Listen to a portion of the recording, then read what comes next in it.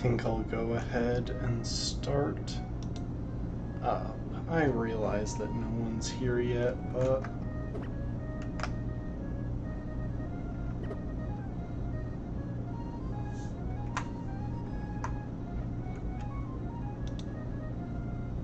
hold up.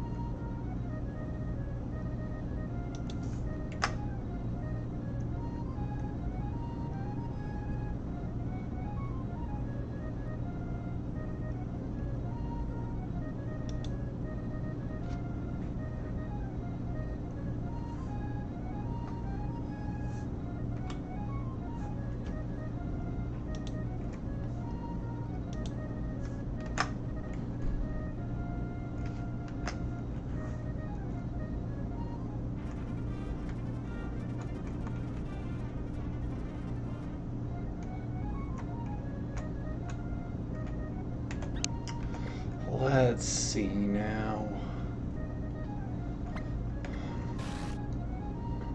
So Phoebe and Ollie are both at level 18. So we're probably going to want to take some time and get the others up to a similar level at least. Especially because, honestly, the Snorlax fight coming up is pretty scary. It's not something that I'm that enthusiastic about doing.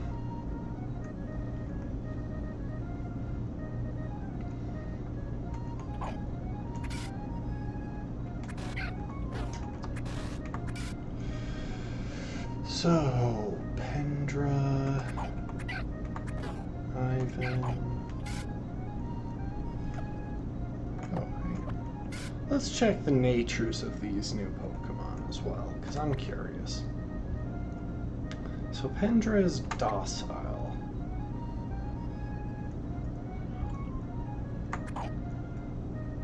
And Sulfide is jolly. Honestly, a pretty bad nature for a defensively bulky Pokemon. Speed really isn't the priority, but we can work with it. Though I really would have preferred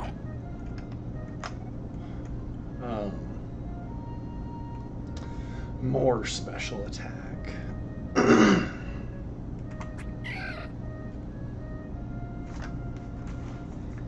Also, yes, I'm standing today.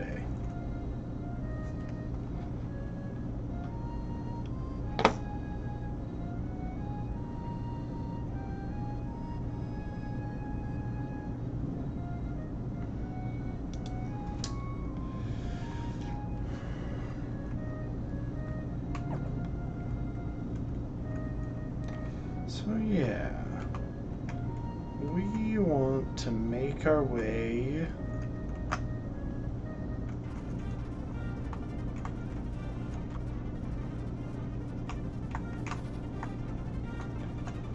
back.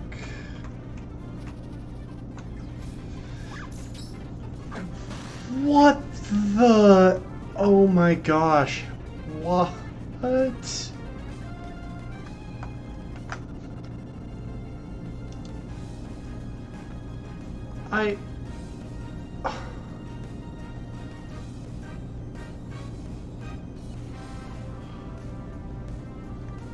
Hi, Tanjiro Nezuko. How's it going? As you might see, I just randomly encountered a shiny Pokemon. That's a full odds shot. This never just happens.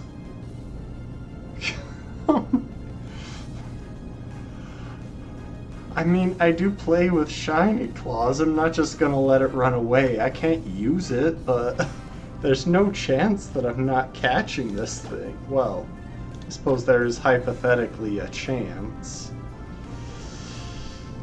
You know what? I really like the look of luxury balls, so I'm going to chuck a luxury ball.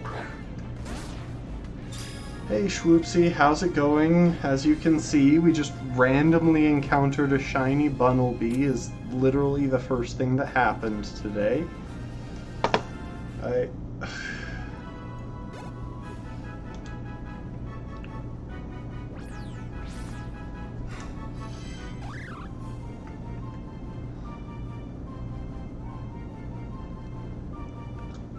Glad you could join us, Schwoopsy. Yeah, so this just happened, and that's a frickin' cool shiny too. I've never actually known what shiny Bunnelby exactly, Tanjiro.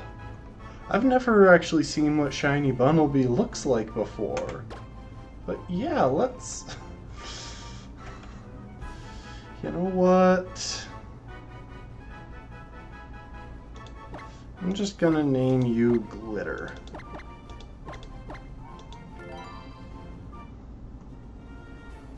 Yeah, Schwoopsy. That was the first encounter of today. It's not even happening during... Like, the first thing I'm gonna do is backtrack a couple of routes so I can safely... so that I can safely train up some of our low-level Pokemon a bit. And... yeah, see, that's a normal Bunnelby. But who cares about that? We just got shiny.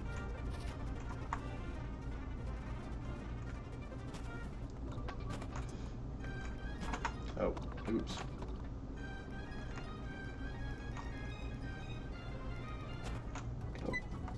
Oh no.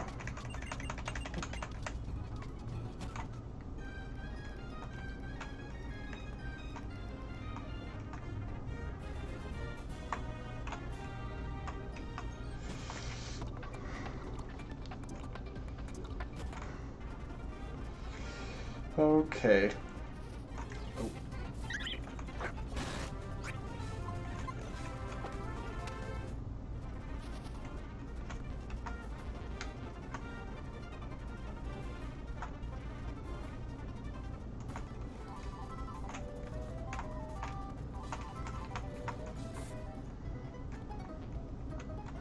Okay, so now we're gonna drop a few Pokemon in the box while we train. So we're gonna drop Phoebe and Ollie in here for a minute. And Glitter. It's still blowing my mind how that just happened.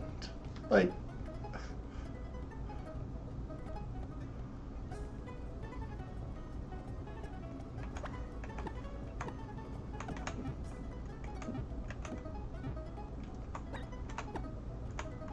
okay, experience shares on.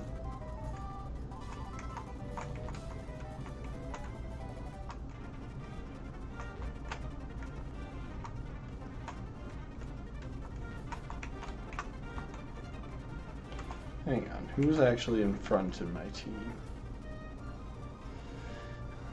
Yes, we got the zoomies going on.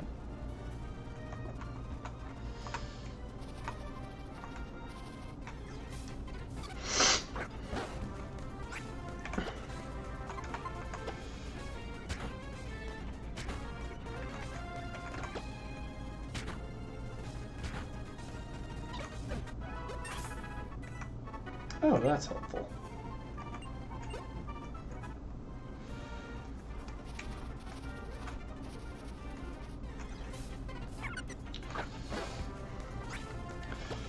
Yeah, so we're just gonna plow through some random Pokemon for a minute.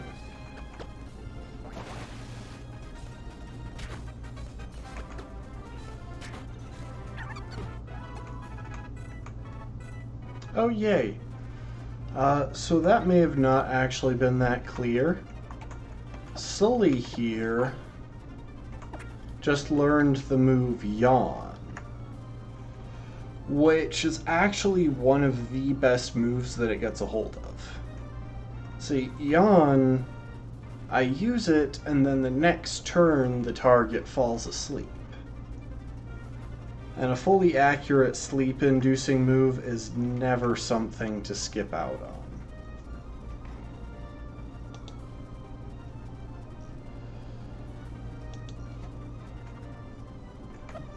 So yeah.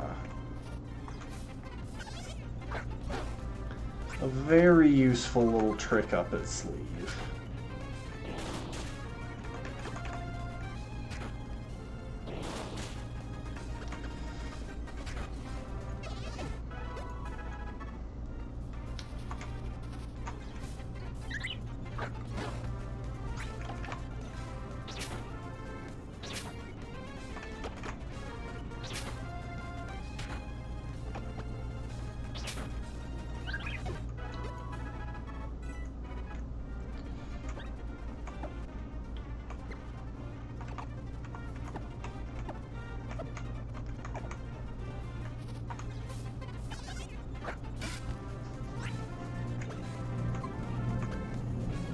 Yeah, see, Shwoopsy, that's a rule that applies to real life as well, if you think about it.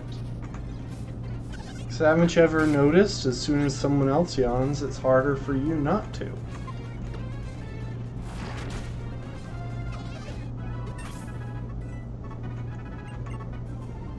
So, here we've got Pendra. So, between sessions, I did take the time to EV train my Pokemon.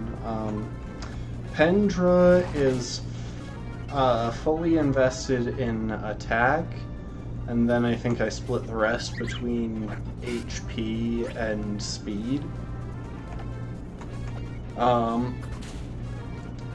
And Ivan is fully invested in special attack, and then I split the rest between HP and special defense. So I figured we could use something that was a bit bulky on the special side, and we've already got some fast attackers.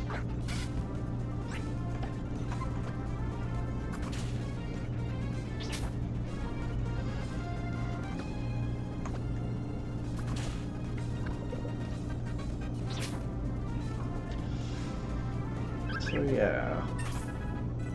You know, it just occurred to me, I don't actually know what Pendra's ability is.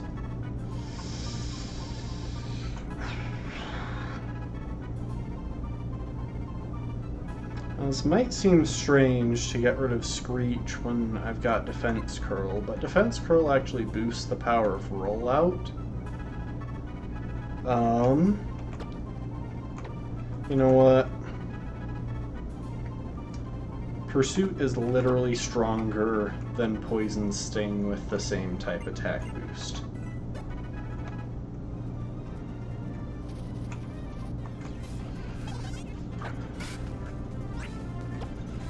But yeah, it just occurred to me, I don't actually know what ability Pendra has. I should check that at some point.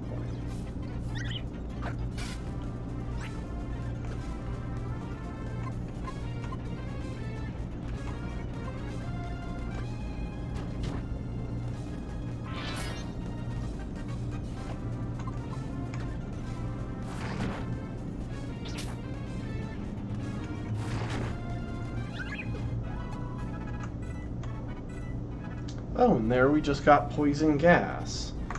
That'll be nice to have around until we get the TM for Toxic. Once we've got Toxic, it'll pretty much be... No, it will be completely obsolete. Poison Gas is a terrible move. It's got like 55% accuracy, which makes it so ridiculously unreliable.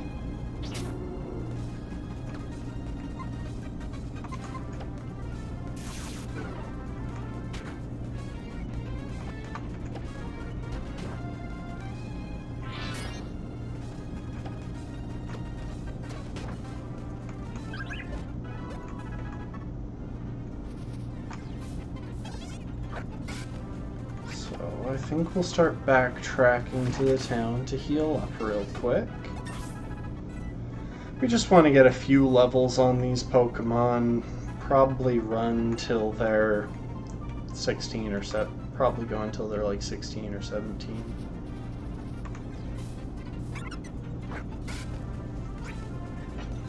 I think my phone just realized...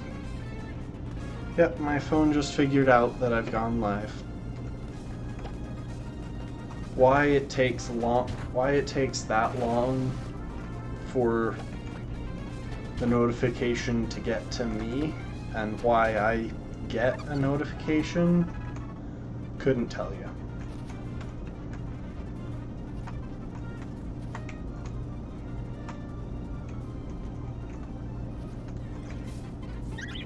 We'll sneak one more quick encounter here.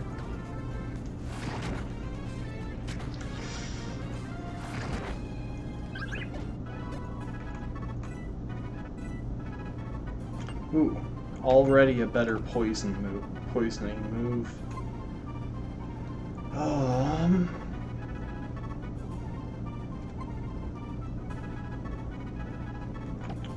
I'll drop Tackle simply because I can always teach Ivan Return if I want normal coverage. Oh, but Sleep Powder.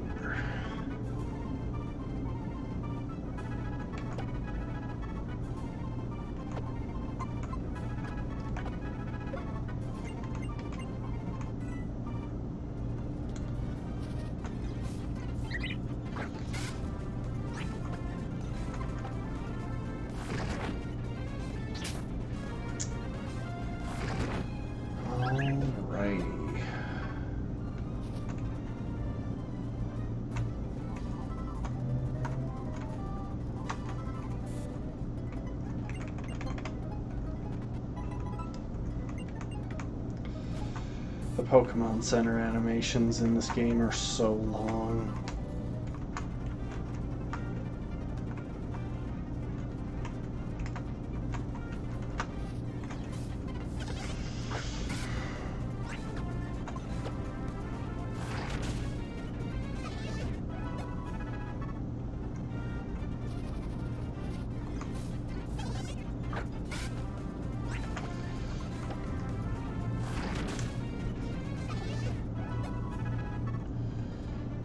Yeah, some quick levels. And then we can get back to the main stuff. We just want a few decent levels on everything to make stuff a bit safer for facing off against the Snorlax that we have to fight in a bit here. And it wouldn't hurt if we could get...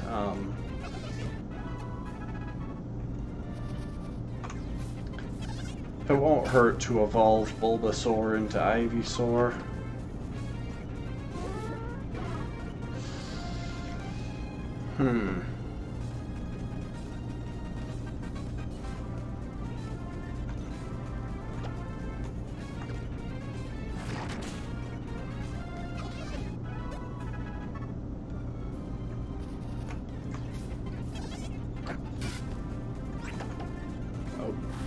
Didn't mean to do that.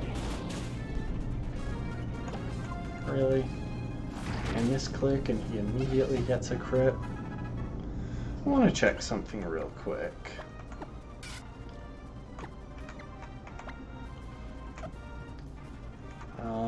It got the Swarm ability. I think its two options are Swarm and Poison Point. And yeah, I think Swarm is probably the better option. That'll give us some cool things that we can do later on in the run, once we get a couple of Bug-type moves.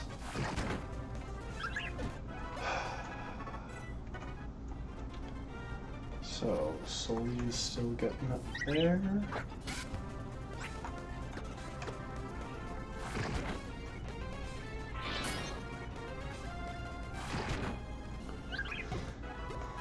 The nice thing about rollout here is that... Oh! I'm gonna run. I don't think it has a psychic type move, but... Thanks for stopping in, Schwoopsie. Have a good night and good luck with the editing if you're still doing that.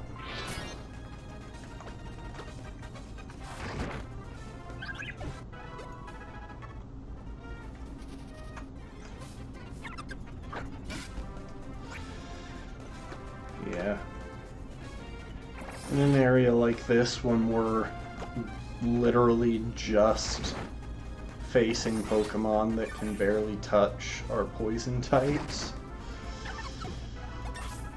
Not having to constantly click the move is very helpful.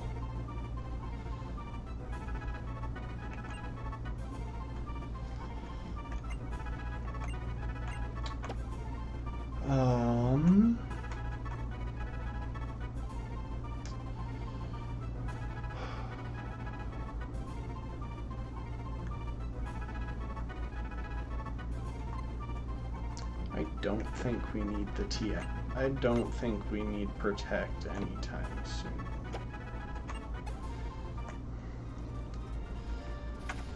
Well, obviously, Swoopsy, you need to use the clips that make Will look bad. I realize that doesn't narrow stuff down much, but...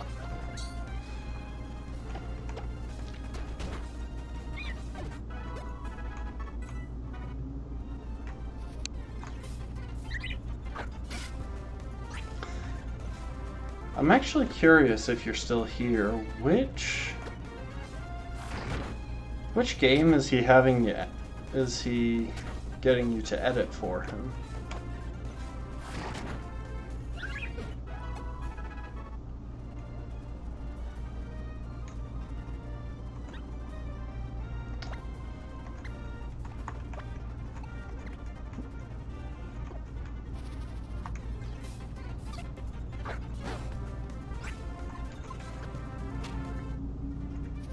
Oh, just out of context clips.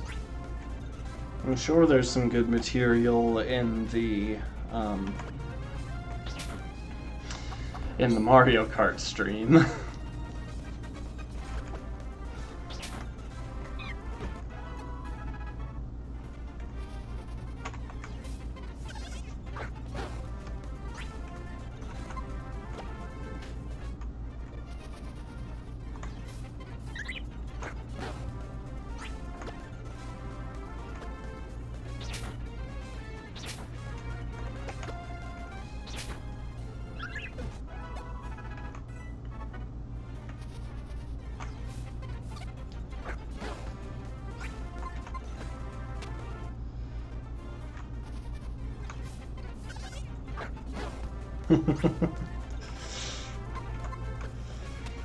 Well, I feel like Will has always kind of wanted to do other videos, but he's never really had a specific goal in mind when, like, trying to edit down a stream. And it's not his focus, so... Oh, I meant to fight that. So... Like, I get where he's coming from with almost joking until it was actually happening, because, like, I don't have any plans to edit my streams, but I definitely think about how it would be cool to see, like, a highlight reel of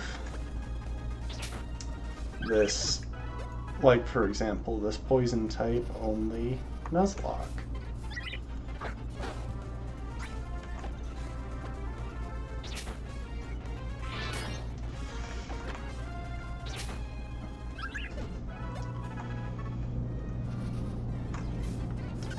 You know, one of my favorite things about the Poison-type is while it's not that good offensively, like it doesn't have great offensive coverage, it's got really solid defensive coverage, which makes things... which makes for an interesting run. Like, a lot of the runs that I've done in the past, I've been pretty defensively weak. For example, in Pokemon Shield... No, don't learn Takedown. Takedown is a terrible move. Later, Swoopsy. I'm still gonna keep talking because someone might at some point watch this. Yeah, when I did my electric type only run in Pokemon Shield, this was almost a year ago now, I think.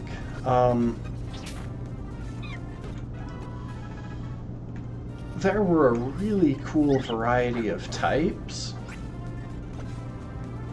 but there was so little defensive depth. I had to put so much faith in the defenses of Vikavolt and my Lantern. And they have raw bulk, but it's not that insane.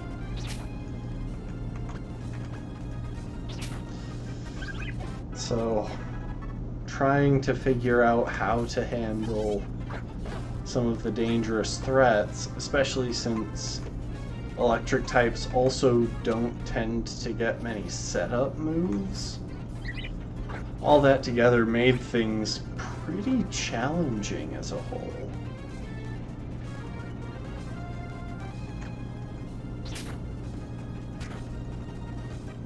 Yeah. I did eventually manage to win it, but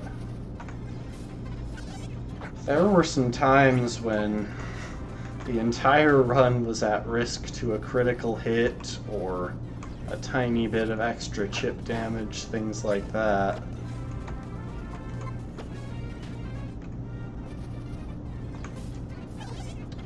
And that does tend to happen in most Nuzlockes. There's always going to be a couple of challenges that are just really difficult to overcome for the specific challenge you set up. For example, part of the reason that I'm excited for... Oh, yep, it does have confusion. Part of the reason I'm excited for this run is that I see a lot of challenges that are spaced pretty well throughout the length of the run.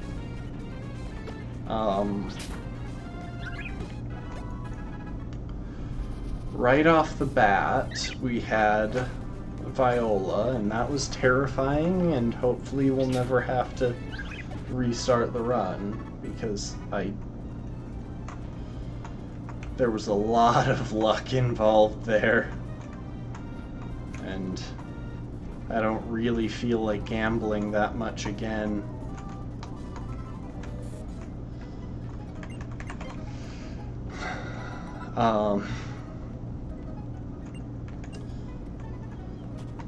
And now we are in a fairly safe portion because we should be pretty reliably able to get Krogunk before the next gym. And assuming we don't manage to kill it accidentally somehow, Krogunk can easily take on everything that the Rock-type gym has.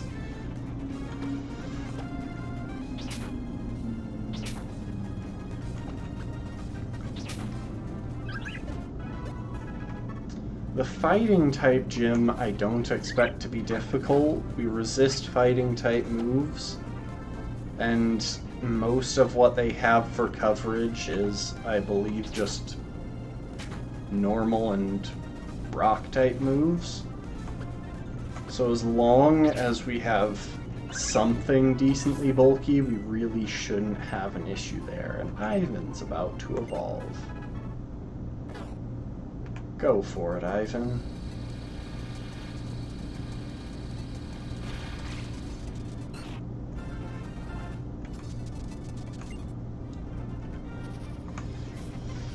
Yeah, as long as we have something reasonably bulky, we really shouldn't have an issue with the Fighting-type gym. Now, we might have an issue with the rival battle before the Fighting-type gym, because she has a Delphox, and I don't think she'll have a Delphox quite yet, but its pre-evolved form, the one between Fennekin and Delphox, whose name I can't actually remember, might have Psybeam at that level, which is pretty threatening, honestly. So that'll take some planning ahead to make sure we get through safely.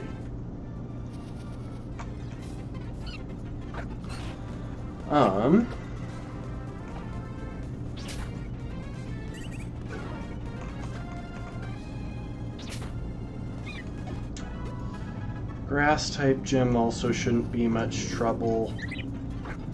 The electric-type gym may or may not be challenging. It actually depends almost entirely on what encounter we get in this one specific area before the fighting-type gym. Oh, wait. Yeah, depending on that same... A lot actually depends on our encounter on, I believe, Route 11. See, looking ahead, Route 11 is one of the only locations where we have more than one poison type that we might run into.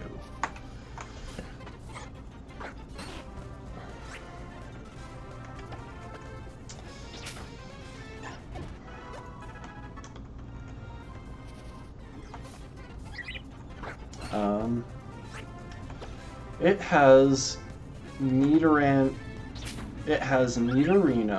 Nidorina, and Stunky. So obviously, 3 genuinely really good Pokemon. Nidoran and Nidorina are decently bulky, hit hard, especially once they're evolved, and Nidoking and Nidoqueen have the ground type, which is a fantastic type to pick up in a Nuzlocke, especially since the 5th gym in this run is an electric type gym. If we manage to pick up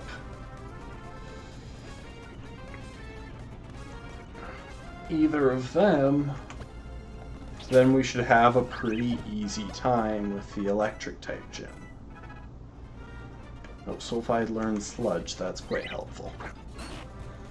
On the other hand, if we manage to pick up Stunky, that will give us a safe option against psychic types, which are definitely the biggest worry in this run. If we can't get Stunky, it's all the way past the 6th gym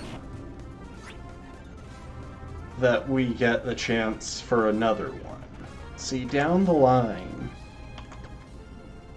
there is the chance to get Scolipede, a poison bug type, a little scorpion, which you can evolve into Drapion, a poison dark type.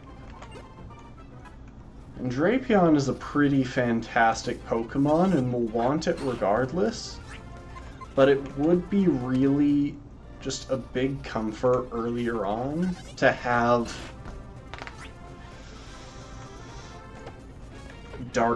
a dark type on the team earlier rather than later. Honestly, I'm genuinely so concerned about what we want in that route, because I would absolutely love to have a Nidoking or Nidoqueen, but at the same time, I would hate to not have Stunfisk, or not Stunfisk, Skuntank. Words.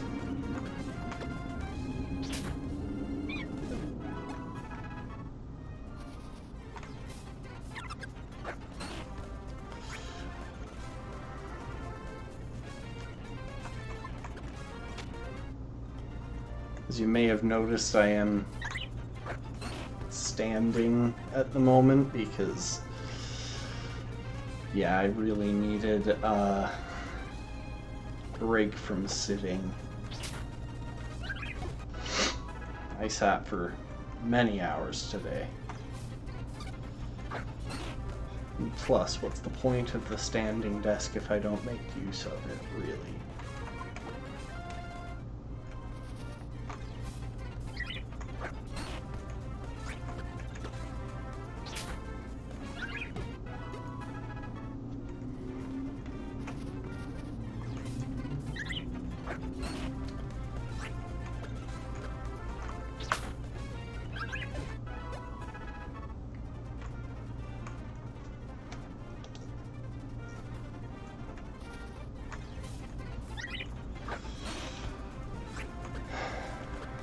Yeah, it's a really tricky call, and the funny thing is, there's literally nothing we can do to really influence it. I mean, we can click the hoarding, we can trigger a hoarding counter. Poison Ivan should pretty easily know Sweet Scent by then.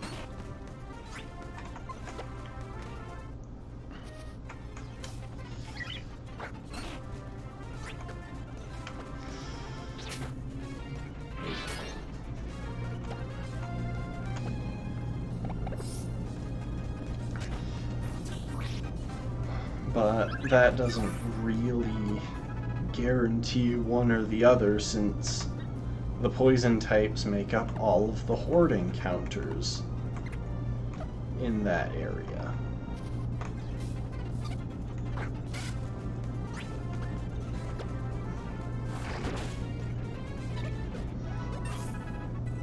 So it would basically change it from, oh, let's think.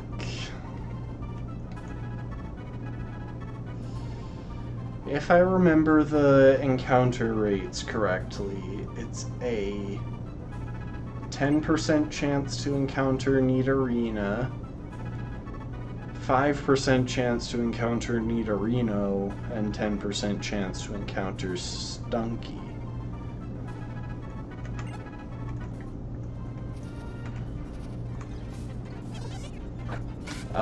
Which basically makes it a 60% chance to get one of the Nido royalty,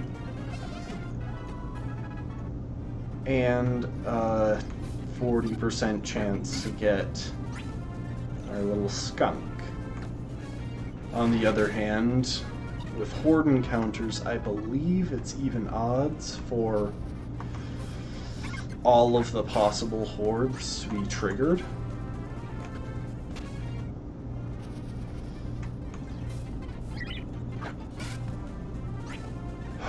Which means that would be about a 66% chance versus a 33% chance. So slightly lower odds of getting the little Stunky if we do the horde encounter, but definitely better abilities as a whole.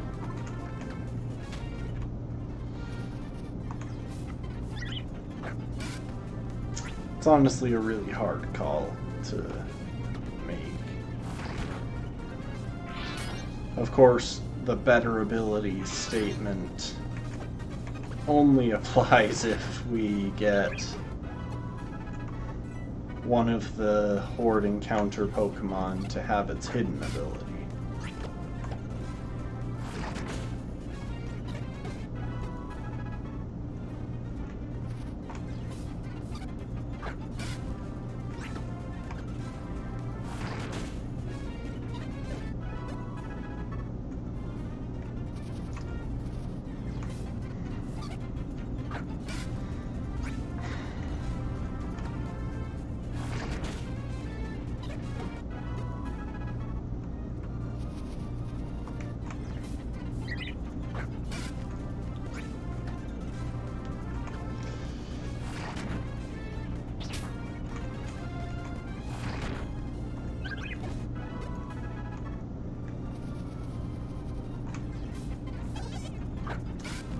Honestly, I feel like there's a decent chance that I'll go for the horde encounter.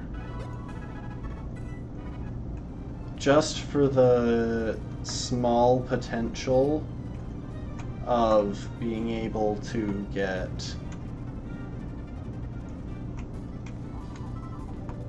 one of the Pokemon with their hidden abilities, especially because the Nido Monarchy have really exceptional hidden abilities.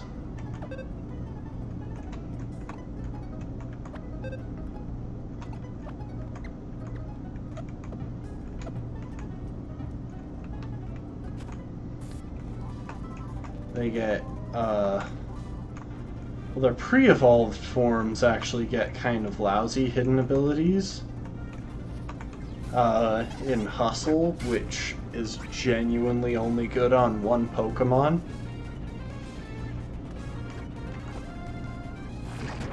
Yes, you may be surprised to hear that I think Hustle is actually good in some situations. Again, really only one situation. If you get Hustle on Durant, in a generation like this one where it can learn Hone Clause, a single turn of setup makes that thing an absolute behemoth, capable of tearing through most opponents.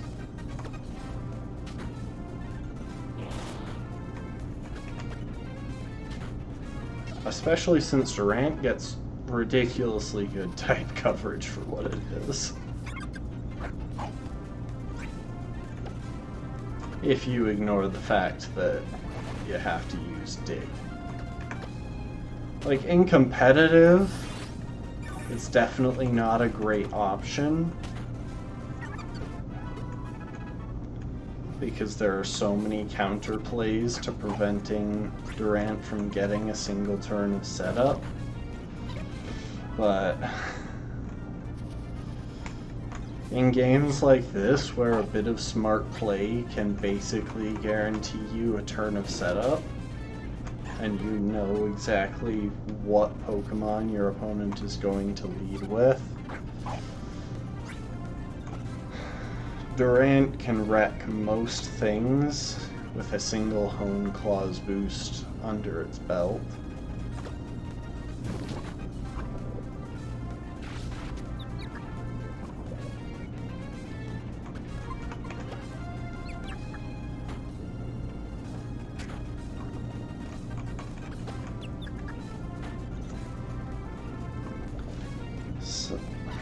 Sully, could you not punch yourself? Couldn't actually recall when Pendra evolves.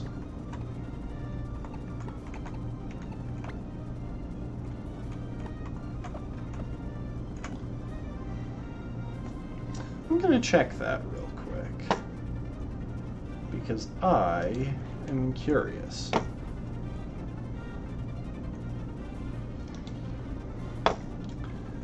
Pendra evolves at level 22. Okay, that's not bad. And we're coming up on decent poison move for her. Yeah, that'll be very nice.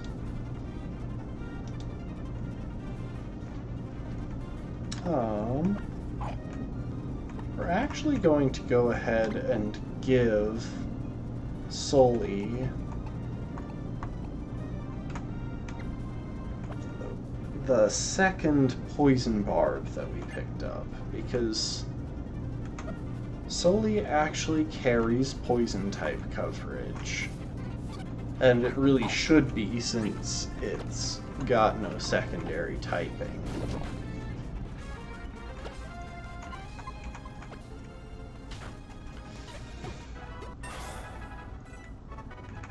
Which means that Poison Barb on it is actually a pretty dang good ability, or a pretty dang good item for when it has to attack, which hopefully won't be that often. I'm planning on having Sully really heavily emphasize support, because it gets a really good move pool for it. Gets Yawn, Encore, useful options like that that let it mess with the opposing team's capabilities. I just realized I've still got the experience share on.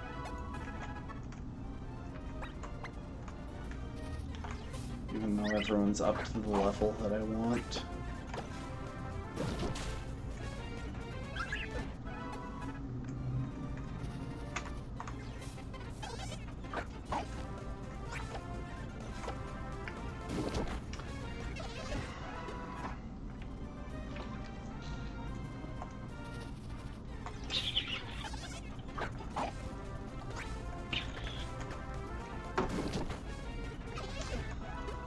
water.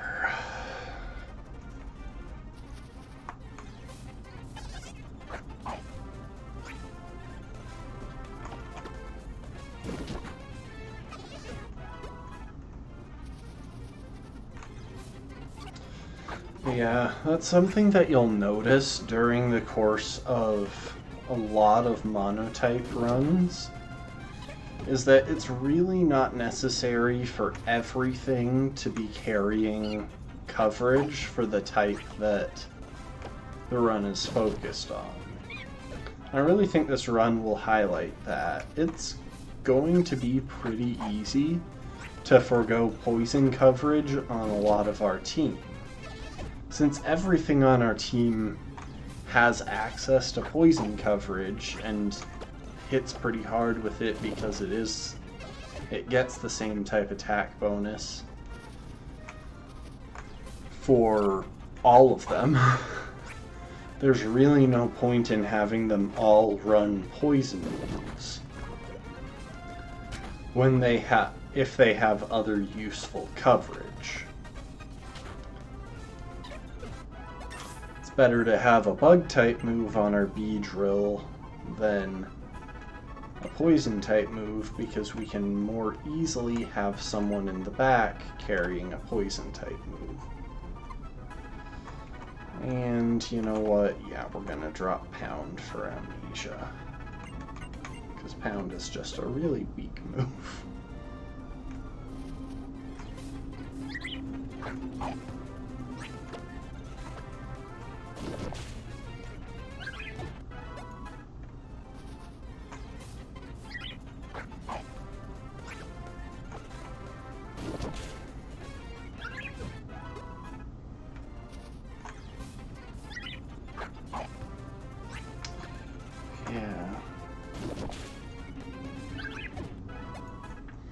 So going back to something that I was saying earlier, one of the big challenges throughout this run will be psychic types, because depending on our encounters, we really can't guarantee having an answer to them.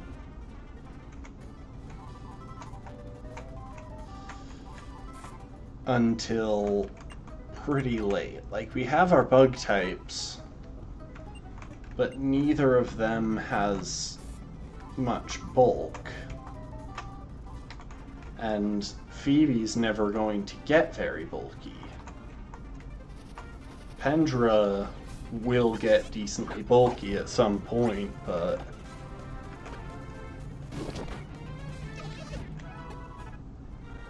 even then, she's not a tank, she'll just have more than the paper-thin defenses of a Beedrill.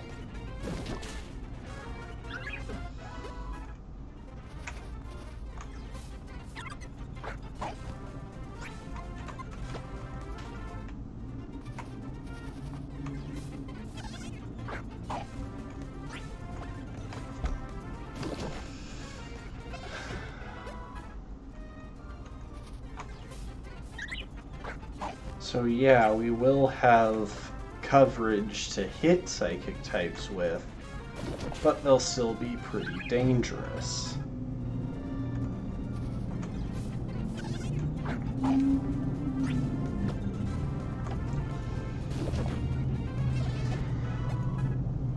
Because we won't be able to switch into them safely.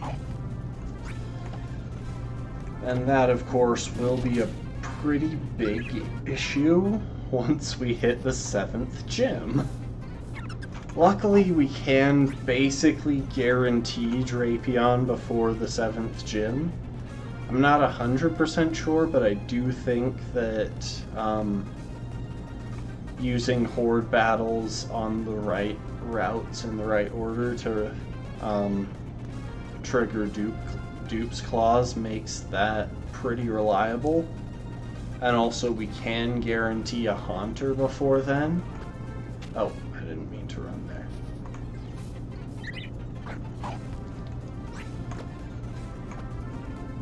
So if all else fails, we send in Haunter and just have it fire off fast Shadow Balls and pray.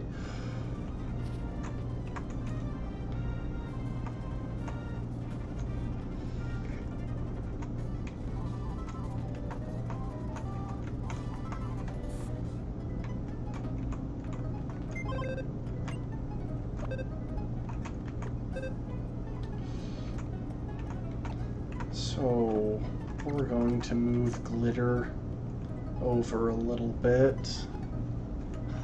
Oh man, I wish I could add you to the team.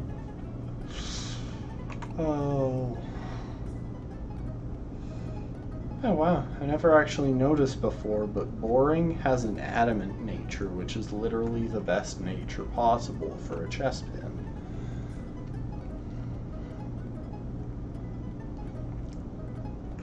Naughty is pretty good on glitter.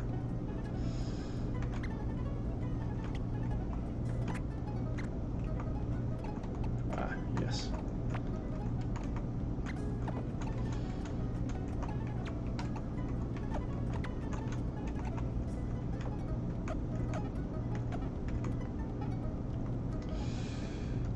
Okay.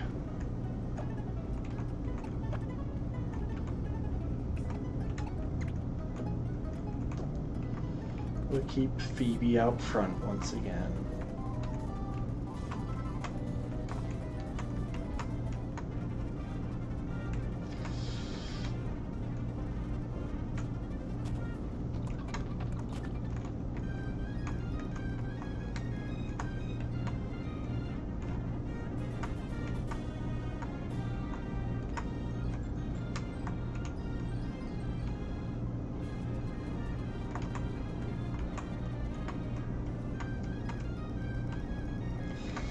Oh, I hate trying to navigate in this city.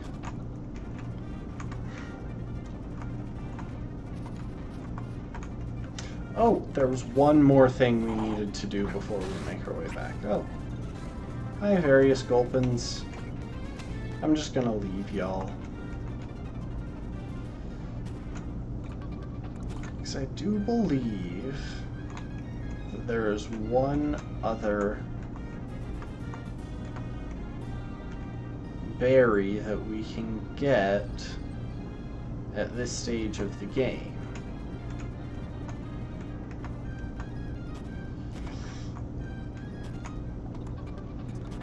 And I will take a minute to talk about the berry mechanics in this game, because they're actually really interesting, and in my opinion they are the best berry mechanics in any Pokemon game that I've played, at least.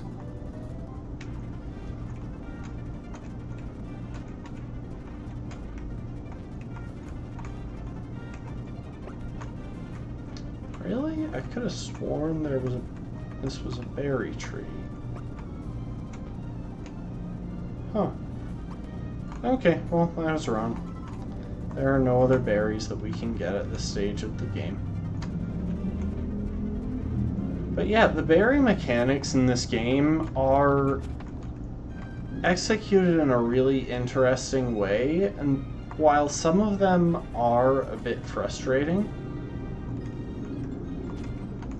I would say that they're less frustrating in general than in most games. Okay, so first off, I actually want to highlight something. If you look in the background of this fight, I should actually slow this down, that tree back there, that's one of the core things in this generation, is background objects. Now, background objects in this game can be destroyed by specific moves. So specific, in fact, that it's honestly no surprise if you've never actually known that that's possible. A lot of berries have to be obtained by breaking background objects, and which berries you can obtain and what background objects generate in general depends on your location. So that tree with green berries could be different from a tree with green berries on the next route. This makes it a little bit frustrating at times to get the initial berry.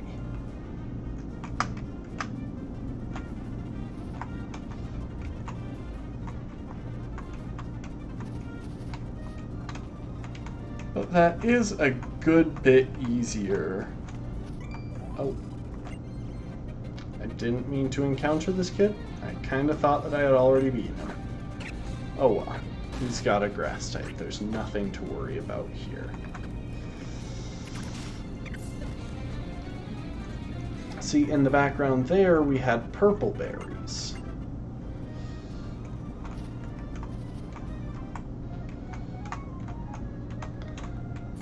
So that's one of the ways that berries are obtained. There's one other important thing to know about. Apart from berries that are just gifted to you or found lying around in certain areas, there's something called a random mutation. These can happen in the berry garden, which is where we are here, the berry fields, if you have two specific berry trees next to each other. If you have the right pair of trees next to each other, growing up at the same time, there is a chance that one or both of them will produce one berry as a random mutation, which allows you to get a berry that you didn't already have. And this allows access to some berries before you would find them normally, and is also the only way to access certain other berries. Now, before I go on, I'm gonna check what's ahead on this path, because I don't particularly want to die. Okay, so for example, there is a person with a Ralts. Luckily, Beedrill is much higher level than it and can hit hard and fast.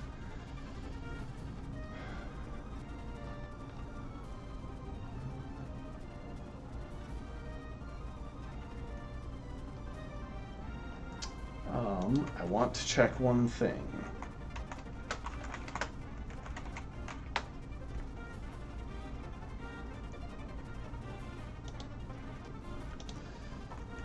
Okay.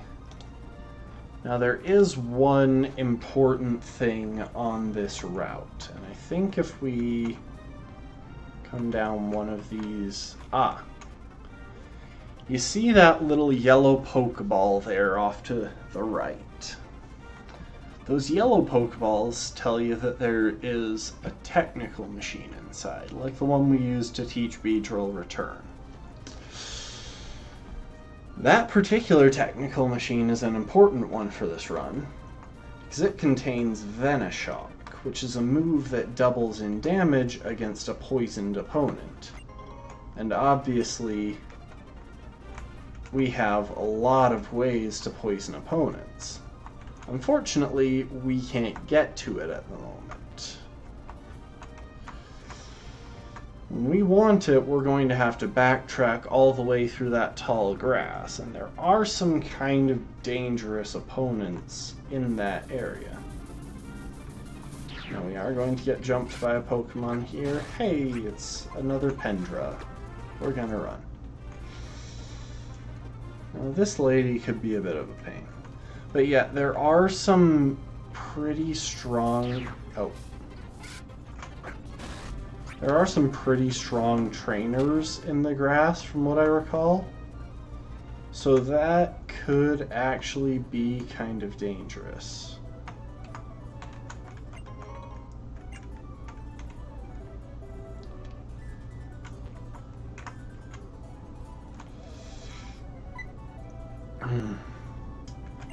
I actually hate this guy.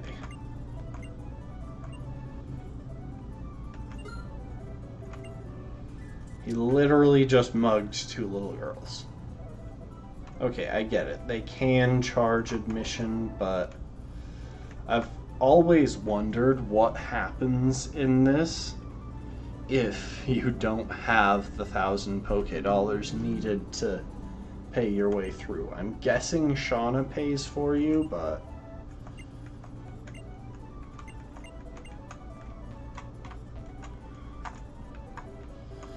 yeah, I don't actually know, but it does genuinely bug me that at this stage of the game they're just like, yeah, we're gonna take some money from you. I don't have that much money yet.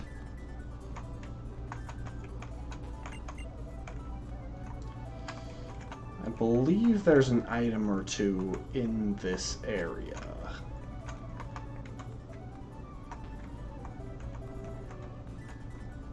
Like in this palace. I just, Ooh, that's actually really good. So the amulet coin doubles the money that we earn in battle. And since I don't really have anyone in particular who needs an item, I am just going to put it on someone. Oh, wait. I didn't realize we had the Miracle Seed. Miracle Seed boosts grass type moves, which makes it a very good move on Ollie. So I guess we'll go ahead and give the amulet coin to Ivan.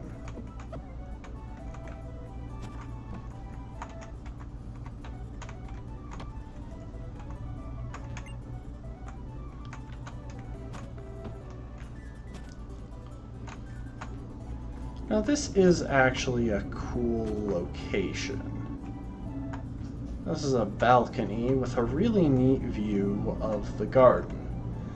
And now that I'm looking at this in 4K high definition, man, they could have put in more effort on those textures. So never mind, forget that, we will never speak of it again. Except later when the game forces us to go down there.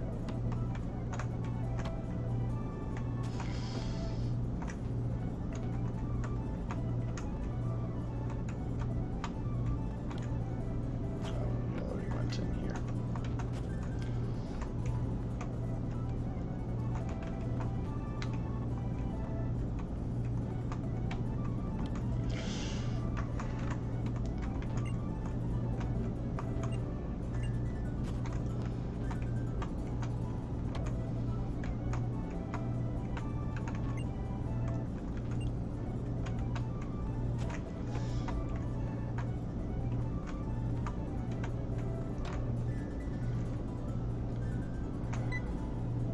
Because, yeah, look at this. The garden looks so much nicer up close and personal.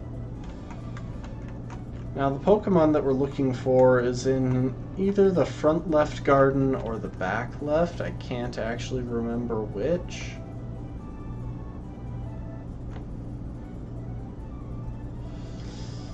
But there are a couple of items hidden around, like here. In the other hedge mazes, there are other items. Huh.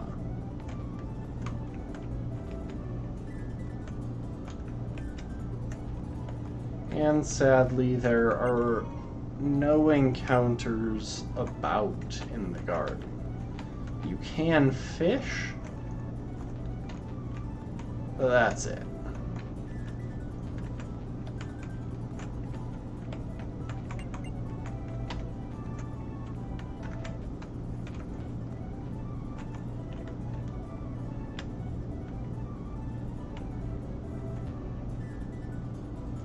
Yeah, I believe it's that garden that we're right next to here that has the Pokemon that we're supposed to track down for the owner. But there's at least one TM here. Yes. Oh, that's the hidden machine for Cut. And we're not going to use that on any of the Pokemon that we normally keep on the team. We will bring one of the other Pokemon we have in the box out and teach it Cut so that we don't have to burden our team with the HMs. Just because they're a pain to get rid of. Okay, so this is the Pokemon that we have to catch.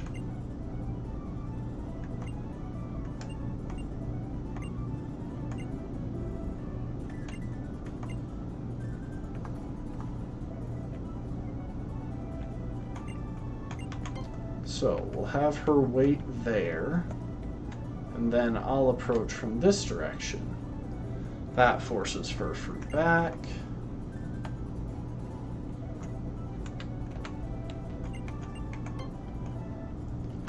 Now we lead her up to here.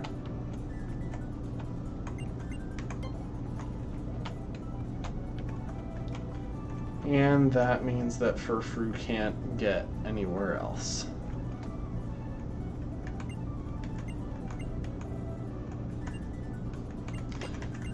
Okay, and now we're getting promised fireworks.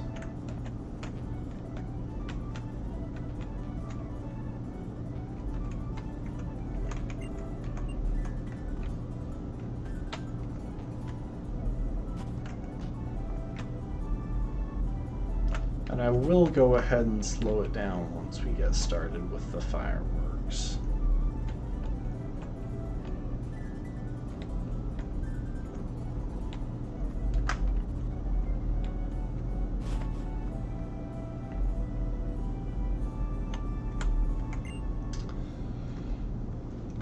So yeah, I think we're technically in like the sunset stage of the game, which personally, I've seen the scene several different times. I think it looks best if you do it at night, but hey, maybe this is night. It's almost 9 p.m. here.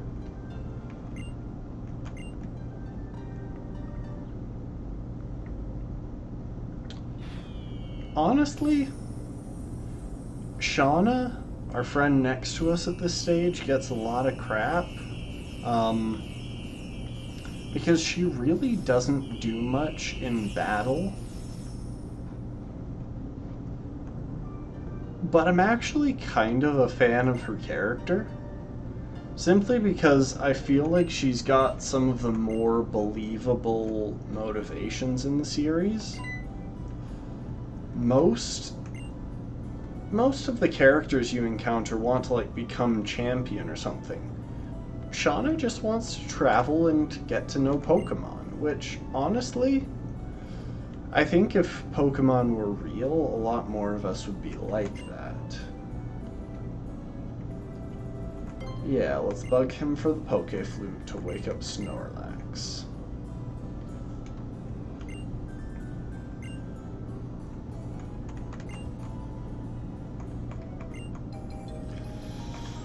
We don't get to keep it.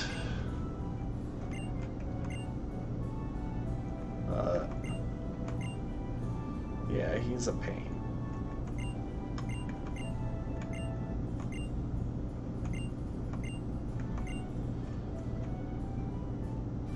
Oh, and there we go. We got the TM for Protect. That will probably be very useful later in the game if we want to stall for poison damage.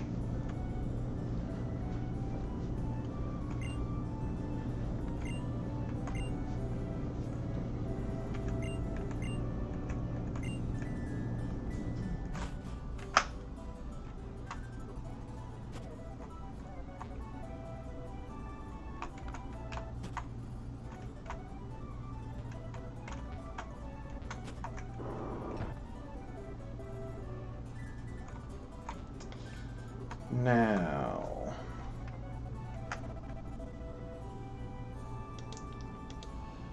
I am going to double check. Okay.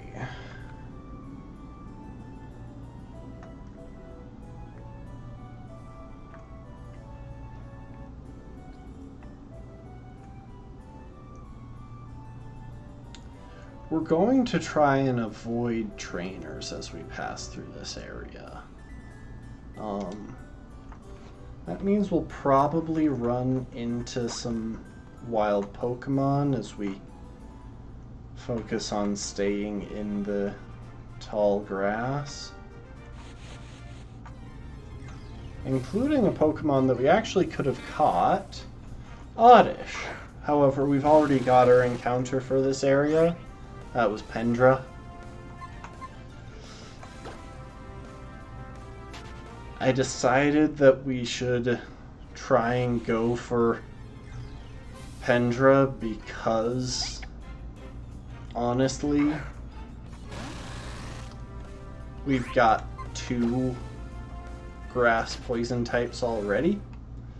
I really didn't see us needing a 3rd. Oh, and there's another background object. If you look behind this Centra, there's some grass there. I believe Razor Leaf is one of the moves that can actually destroy grass like that. I could be wrong, though. Oh, and there's an Nincada. Always a fun Pokemon. Really great design, cool evolution quirk. I'm a fan of Nincada.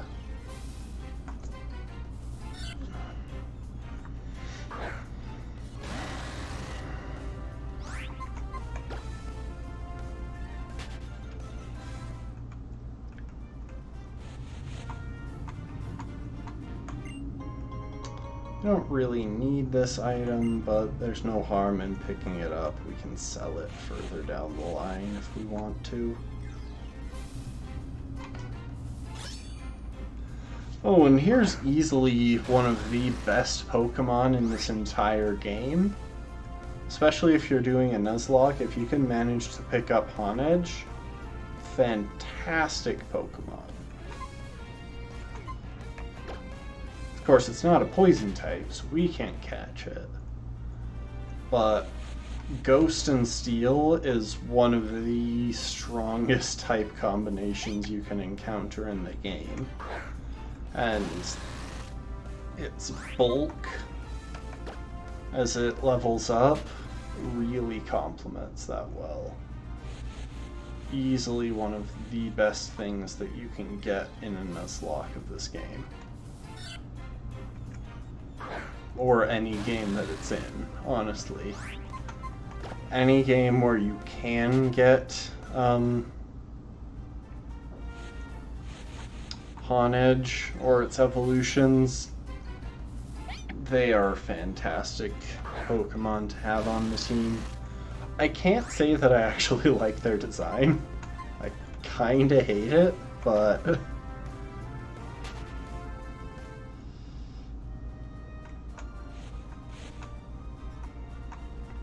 aha. Okay, we made it safely through that route and grabbed the technical machine for Venoshock. So there will probably be some strategic points when we really want to teach our Pokemon that. Speaking of strategic points where we want to teach a Pokemon a move, I'm going to go and make sure that my team is fully healed up before we have to fight the Snorlax.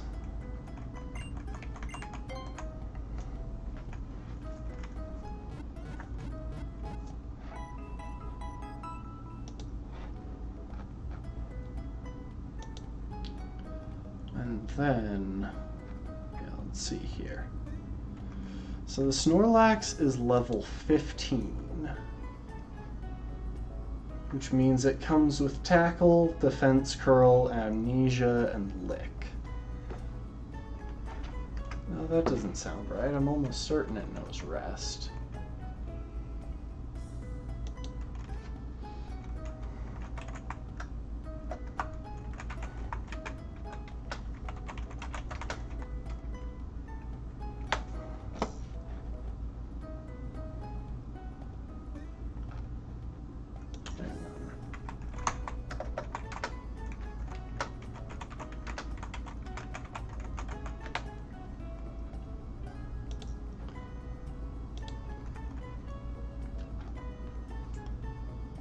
So, Kalos Route 7.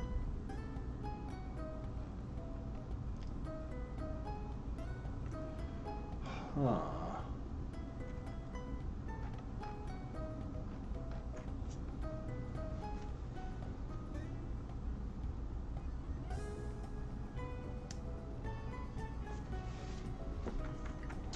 Okay.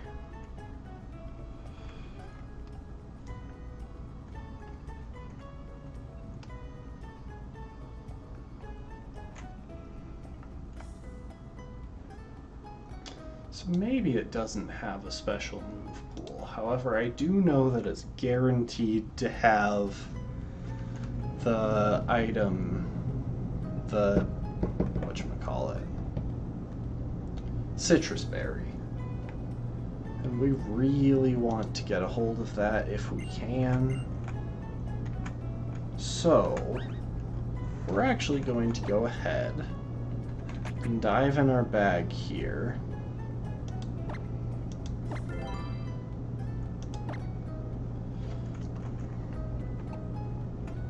See, everything on our team can learn Venoshock.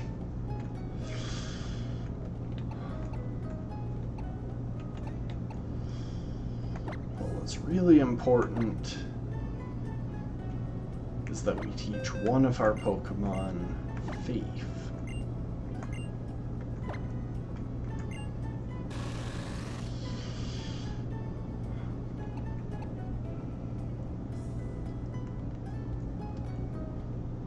I think that Pokemon, and I think what will replace on Phoebe is going to be Harden. I was really hoping that something else on the team could learn it. Ideally, Sully or Gulpin, since it's trained defensively.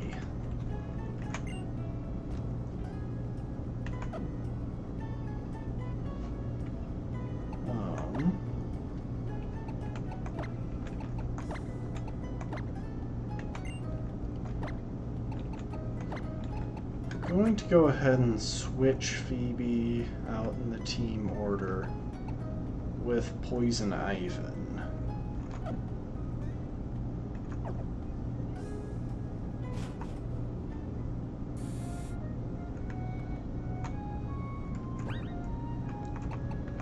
I don't know why I'm saving, because I can't reset even if stuff goes badly.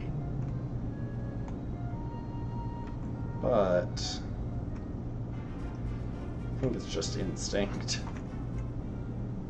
And let's check the berry garden. So yeah, as y'all can see, even just since the start of the stream, these have come along a little bit. I expect not too long from now they'll be ready for harvest. And I believe, because I put them in the way that I did, that we should have a mutation. I think citrus, or I think oranberry and petcha berry gives a personberry.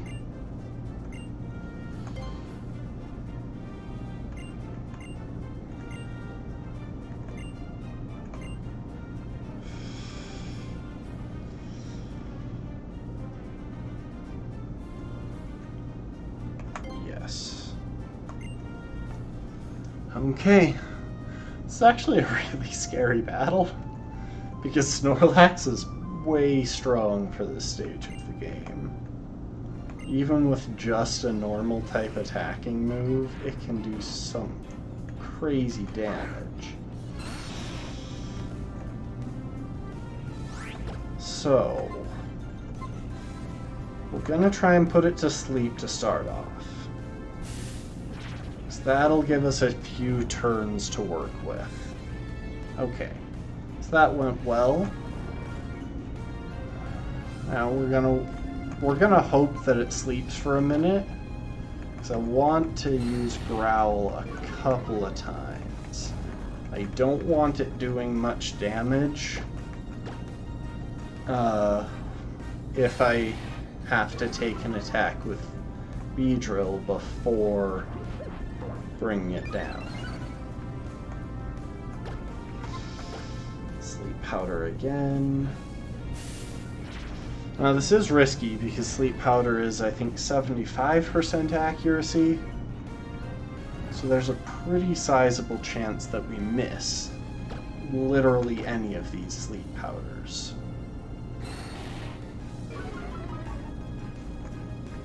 Oh, come on. One turn lick. That's just rude. Or one turn sleep, go back to sleep.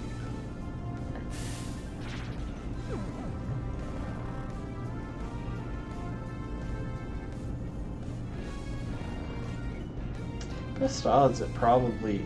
there's a good chance, I think, that it has the ability immunity, so we couldn't actually poison this thing even if we wanted to. But we really don't want to. Okay, so now we leech seed it. That'll help avoid excess damage on the rest of our team.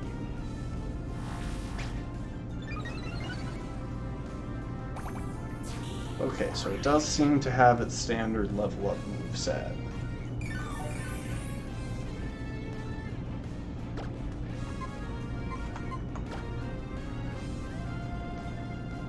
Okay. It's asleep. It's interesting. In Pokemon, the way it counts the number of turns it sleep is based on the number of turns the Pokemon sleeping takes. So like that right there was Snorlax's first turn of sleep, whereas if we had used sleep powder after...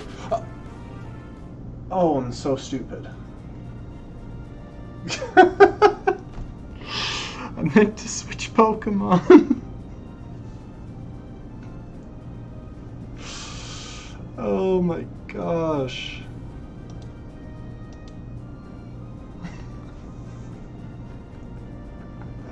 How? How did I manage to mess that up? I had it set up perfectly. Okay, well, we'll just have to wait for the citrus berry.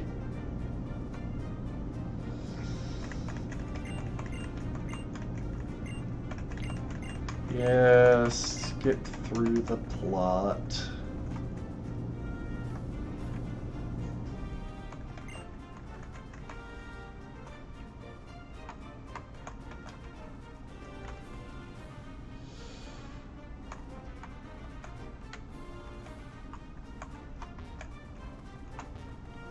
Huh.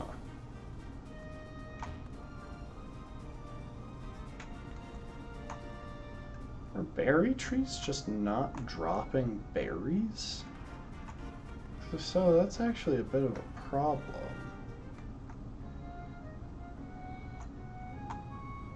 That's a real... If that's due to my obviously very real Nintendo DS that I'm clearly playing on right now.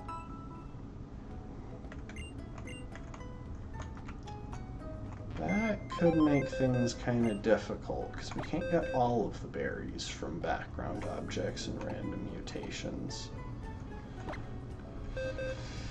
Okay, so we are going to go ahead and add Boring back to the party temporarily.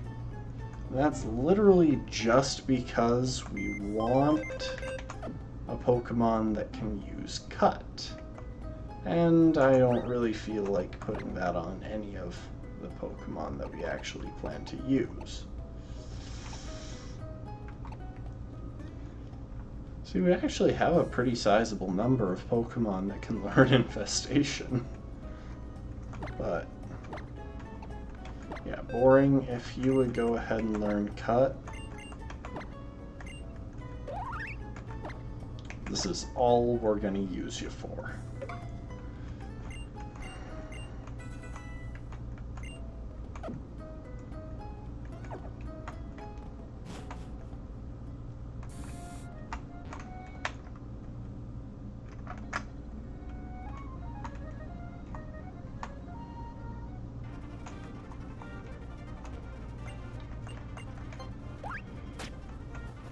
And I do think, yeah, there is a trainer back here.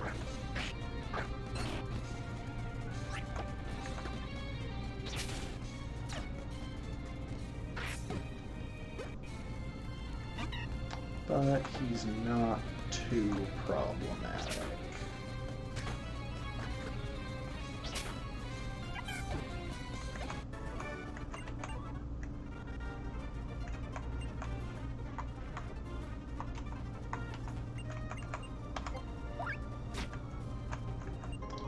But we can get a flying type move boosting item here, the Sharp Beak, which will be useful a couple of encounters down the road because we are coming up on the location where we can catch a Zubat.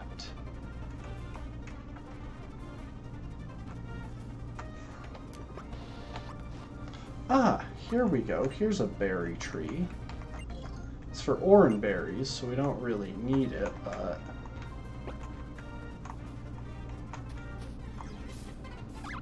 I'll gladly take it.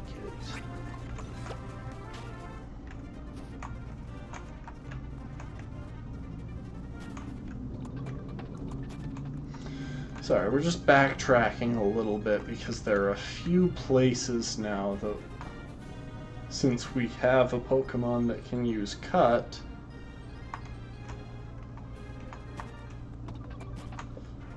we can actually get to a couple of these locations.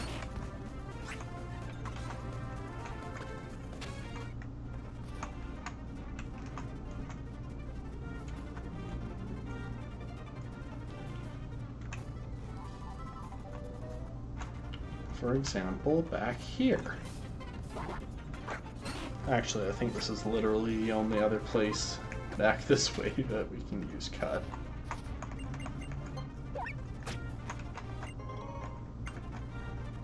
Okay, so that may or may not have actually been worthwhile.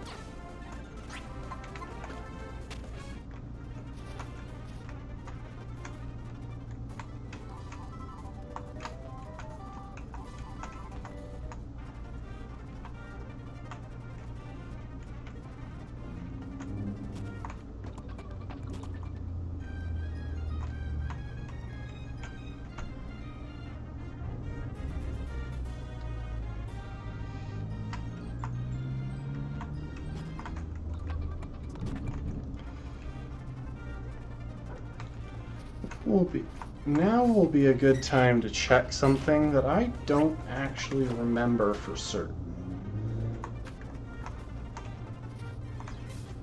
See, I think there's a chance that once we cut down something, it stays cut down, even if we leave the area, which would be very helpful.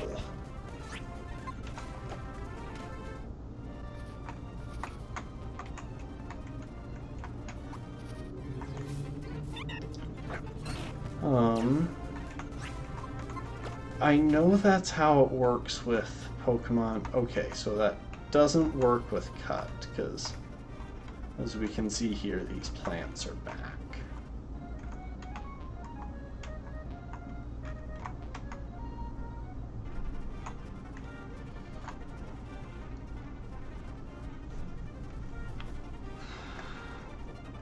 Now, let's see here.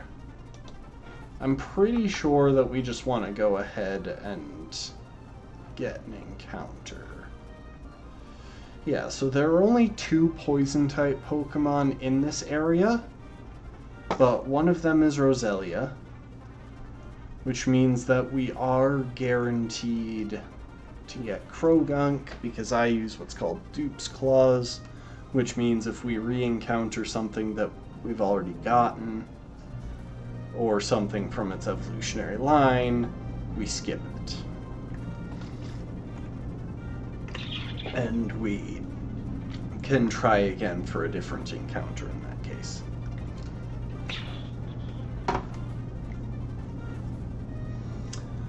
Huh.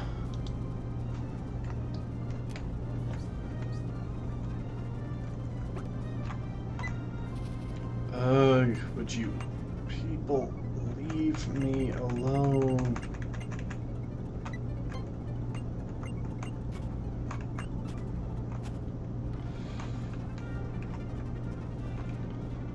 Now, there are some kind of tricky trainers in this area, and we...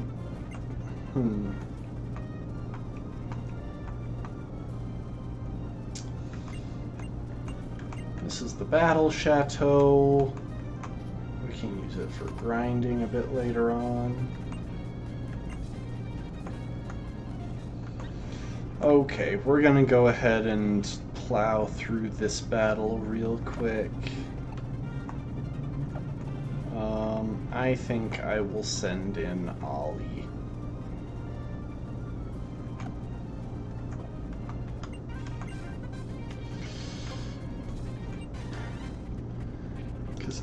as I recall, this isn't that hard of a battle. Yeah, so it looks like Tierno has a Corphish, and Trevor has a Pikachu and a Flabébé. So Grass and Poison type literally walls their entire team. So let's do it. Let's absolutely obliterate these guys. We're going to start with the Corphish, because, first of all, we can take it out in one shot, and second, that makes this 2-on-1. Admittedly, our ally in this fight isn't as useful as he could hypothetically be, but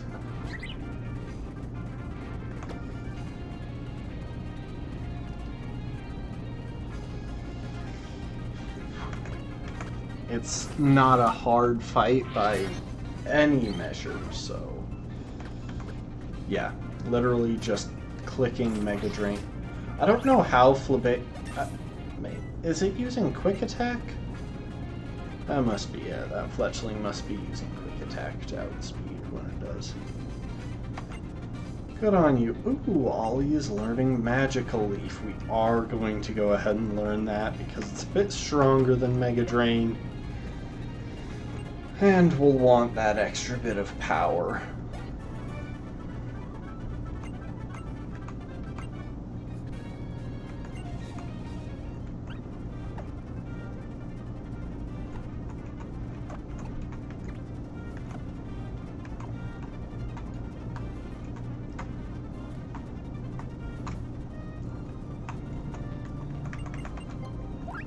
So we're going to go ahead and cut that down and get the silver powder, which powers up bug type moves.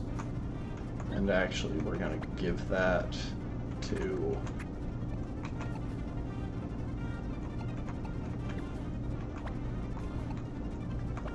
Phoebe right away.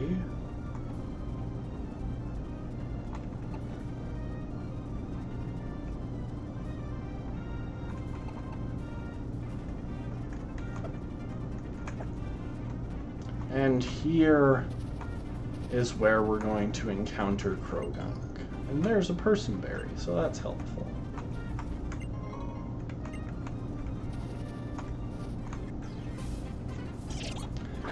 And it was the first encounter. That was actually pretty reasonable, because it's the most common thing in this encounter area, which is part of why I walked the entire route to encounter it rather than running around in the grass. Because in the grass, it's a 5% chance to encounter a Krogunk. Or in the flowers, it's a 5% chance to encounter a Krogunk. In the grass, it's a 35% chance. Okay, everyone. Pray for it to have the ability Dry Skin.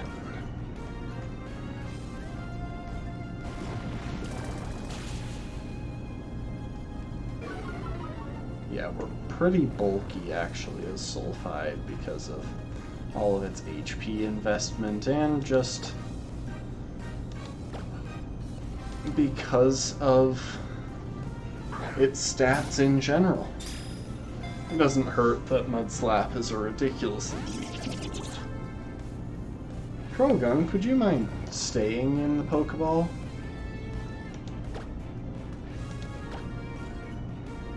Oh, you know what? That is my bad, Krogunk. Obviously, you want the Pokeball that sort of matches your coloration.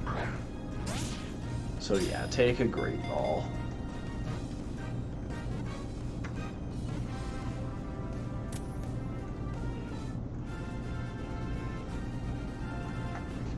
Okay, we got Krogunk. Now, I want to make a quick Google.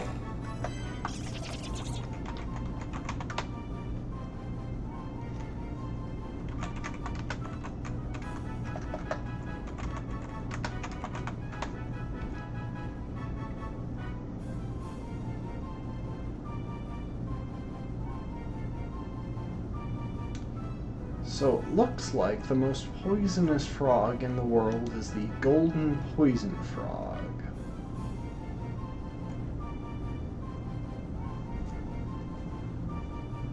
And its name is spelt like this. Or its scientific name is spelt like this. Phyllobates terribilis.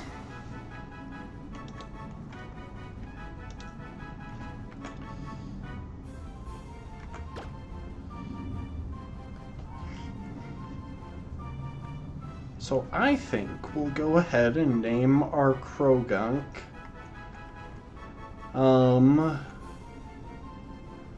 Phyllobates, and we'll call him Phil or Phil Bates. No reference to anyone there.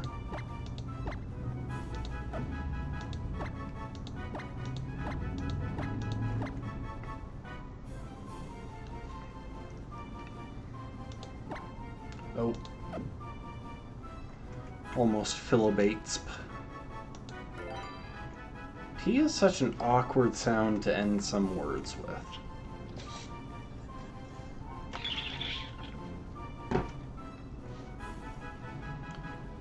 Okay.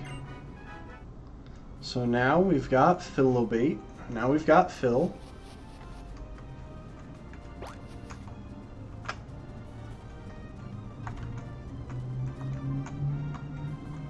See, there are two passageways here. There's this entrance to the cave, which leads to Solage City, but it's actually blocked off at the moment. On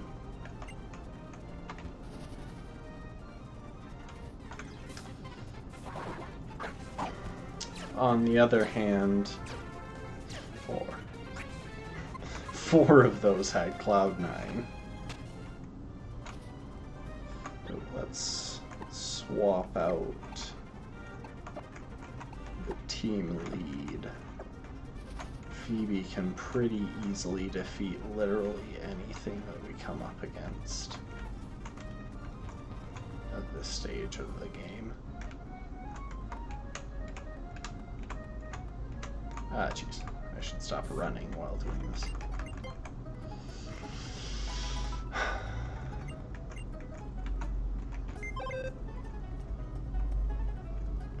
Yeah. The other entrance to the cave over there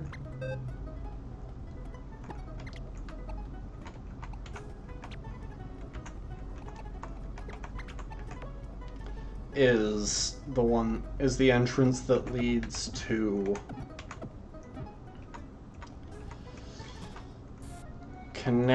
that leads to Ambrit Town, and we actually have to pass through Ambrit Town to get to Solage City, the site of our next gym, the first time around.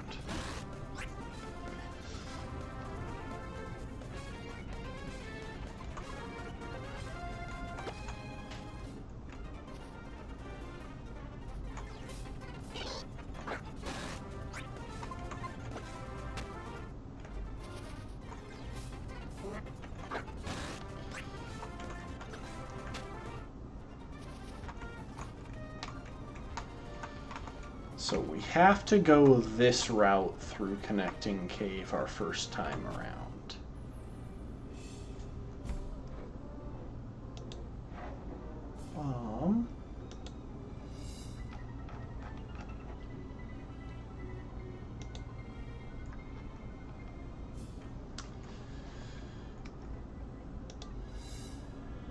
And there's only really one important thing in Connecting Cave for us at the moment.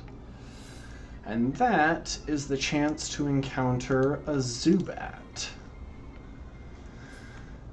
And now you may be thinking, Zubat is like the thing that swarms you in every cave in every Pokemon game throughout time. But Zubat's evolutionary line is actually one of the makes... Zubat is one of the best Pokemon that you can encounter in any Nuzlocke. And I'm not even exaggerating. Putting aside, like, legendaries and stuff, Zubat has an excellent defensive typing. It evolves into Crobat, which has disgusting levels of speed. And on top of all of that, it has passable offenses and defenses, and a pretty diverse move pool. All of that together makes Zubat such a good Pokemon for Nuzlocks.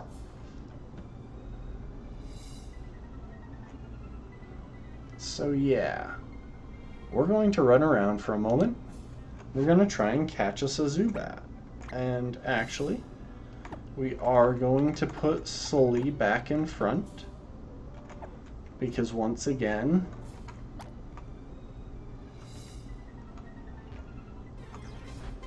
being able to use Yawn is probably our best opening move here. We don't have Quick Balls yet, so we don't have a boosted chance of getting it first turn.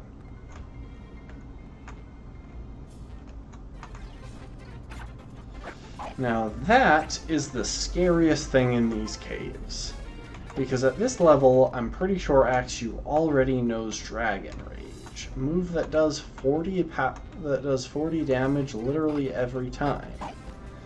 So we really don't want to fight an Axew. It's even more scary than Metatite, which is a Psychic type. And you know how scared I am of Psychic types.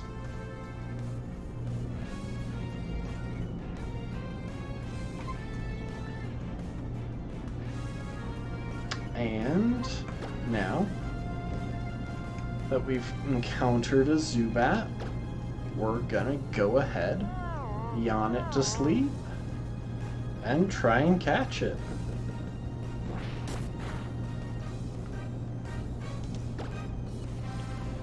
Now, let's make sure that I don't accidentally run from this the way I ran from the Snorlax.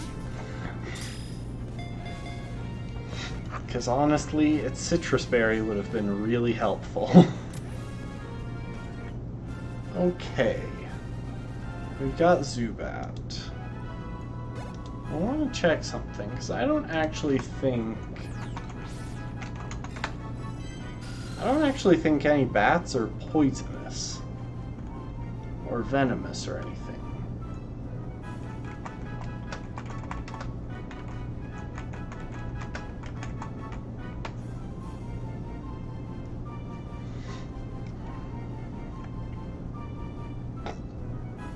Okay, never mind. Vampire bats are venomous.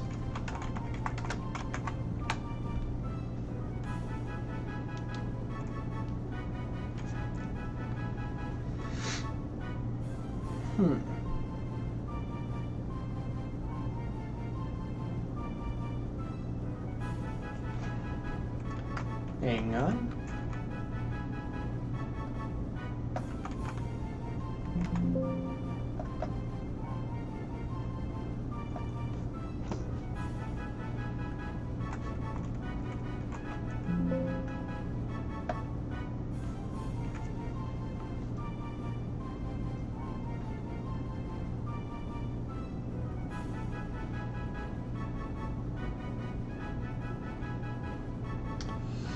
So,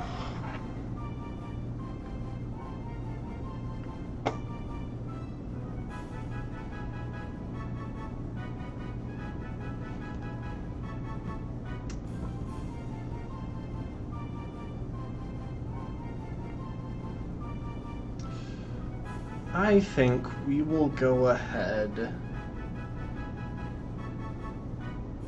and name our Zubat here after this species of vampire bat. Oh, nope.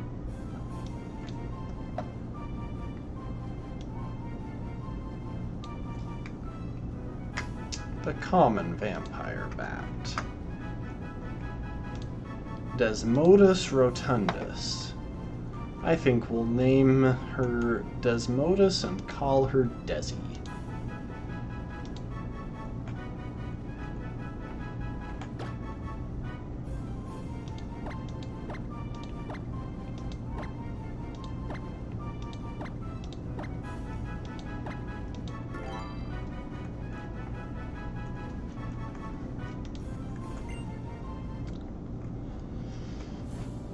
And honestly,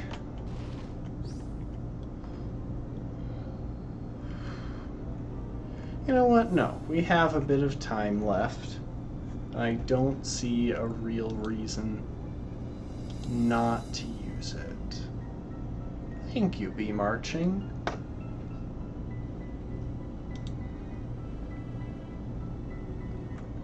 So we do have to beat this Pokemon breeder if we want to get by.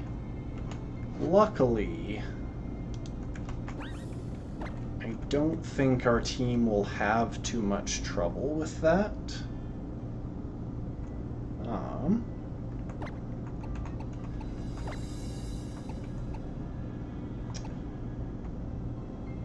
going with a pretty daring strategy into this.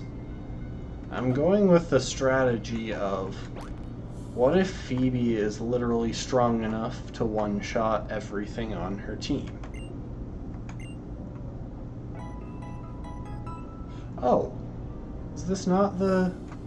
Okay, never mind, that's not the person who we have to battle. I guess the person that we can battle is on the other side of the cave.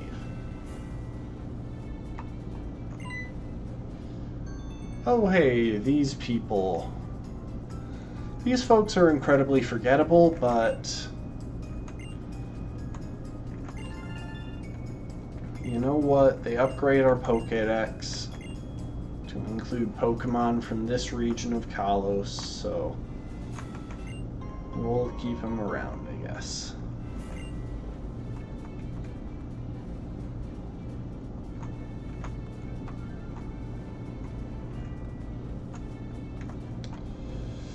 Now here's the tricky bit.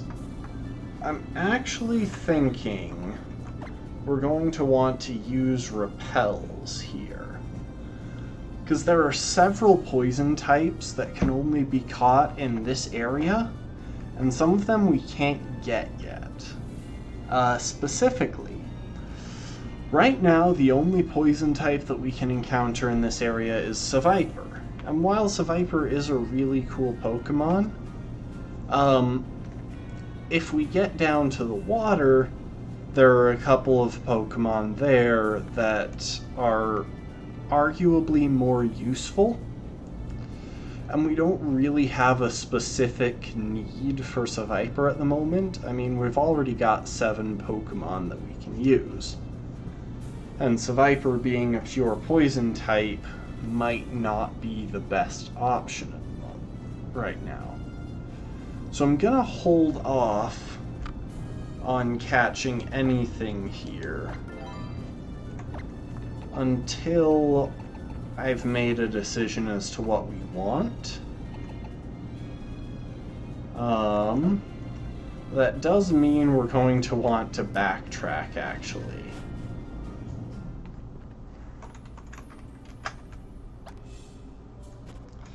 Because I forgot to pick up repels in the last route.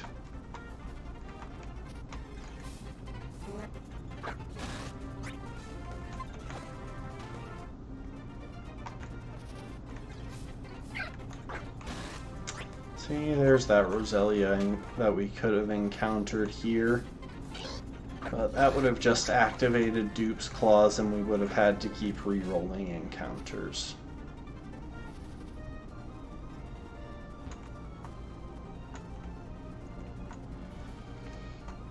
And you know what? I'm actually going to leave... Oh. I'm actually going to go ahead and drop...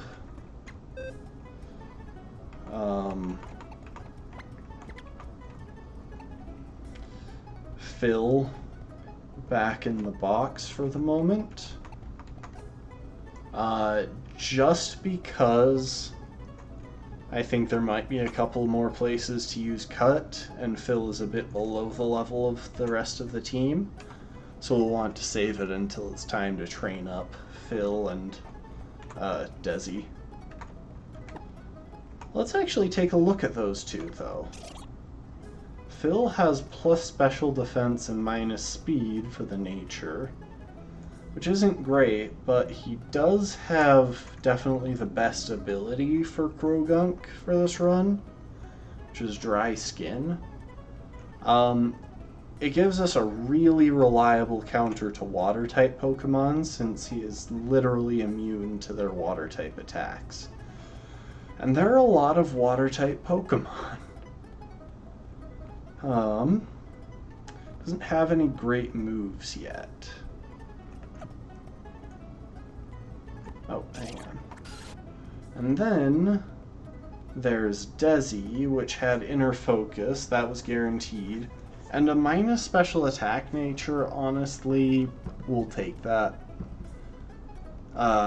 Zubat's line, including Crobat, is generally better if you focus on their physical side. That said, oh wait, actually, it does start with useful moves. I'm used to Generation 3, where you have to grind through many, many levels of Zubat basically just knowing Astonish in order to get Zubat with anything useful. But yeah, those will get some grinding. I'll be sure to do some running back and forth with Zubat in the next couple of days to get its friendship really high, so that as soon as we want, we can evolve it into Crobat, once it's past the point where it evolves into Golbat, of course. Oh, and Bee Marching, I don't actually know if you were here when this happened, but the first encounter of this entire stream was a shiny Bunnelby, which we can't use, but I wasn't just going to leave it there, because it's a full odds shiny. I didn't find it while I was like actively, I wasn't even actively grinding on Pokemon, I was just walking around. But yeah, full odds shiny Bunnelby. I really wish we could use it, but we can't. But it's still cool that it's there. We named her Glitter.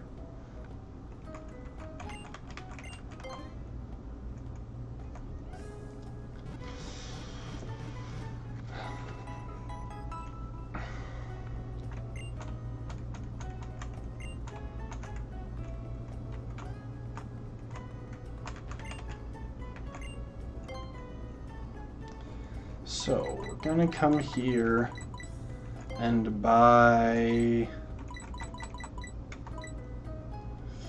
It's expensive, but we're gonna go ahead and buy 5 repels.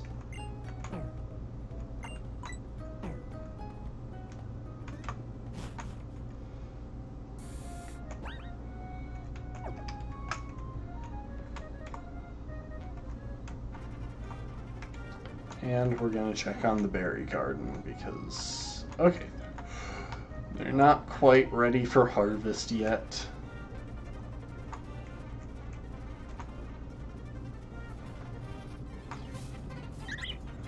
I'm running through these, this grass on the bottom at the moment because I'd rather avoid the trainers if at all possible,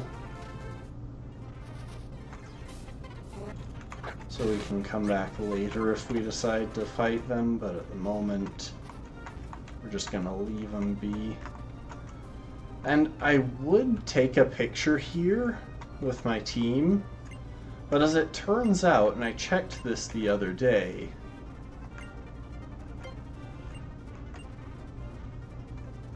he literally doesn't include my team in the picture, which is a big letdown. Because in Pokemon Heart Gold and Soul Silver, you can take pictures with your teammates. And it's a really cool thing to do in Nuzlocke to see where you were at each stage of the run, what Pokemon you were carrying with you, things like that.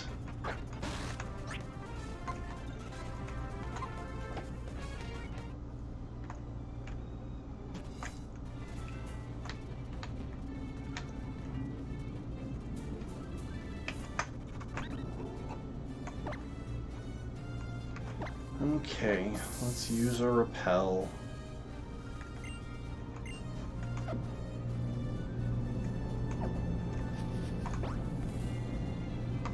We are going to go pretty slowly through here. Once again, we want to avoid optional battles. I expect we'll pick up that item someday. Oh. And even going pretty slowly, I still managed to run into a random trainer who has an Axew.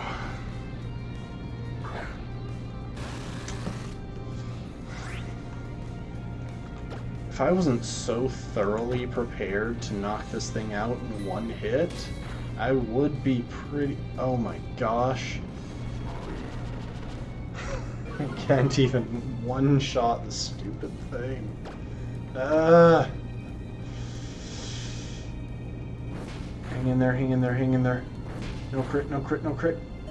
Oh my gosh, that was bad. Why did I have to trigger that battle? We could have lost Phoebe there so easily. Oh my gosh.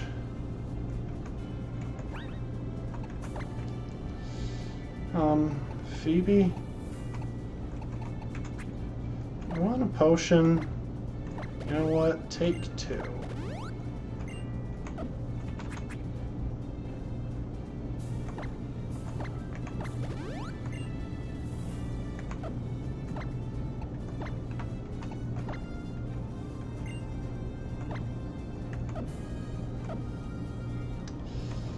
Oh, that was dangerous.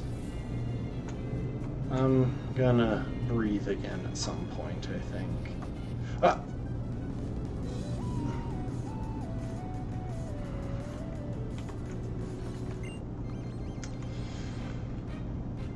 Oh my gosh.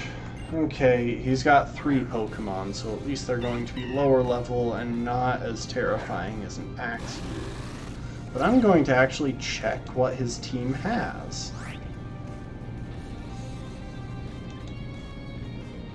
Because... yeah. Okay, Pancham, Skidoo, Goldeen. Skidoo isn't really dangerous. Actually, at level 17, what moves does it have? All grass moves. Okay, Skidoo is safe. Pancham at level 17. Again, pretty safe, mostly fighting type moves and a weak normal type move. And Goldeen. Goldeen is scary.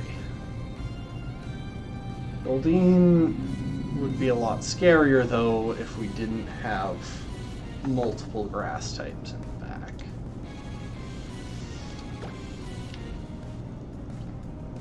So we should pretty easily hit return and plow through this Pancham. Luckily it's not as bulky as Axew. And then if my guess is correct, they're probably going to bring in, whatchamacallit, Goldeen next. Phoebe, you are not learning Rage. You do not have the defenses to sustain that. Or make use of it. Yep, so that is Goldeen. So we're going to go ahead and switch real quick to Poison Ivan.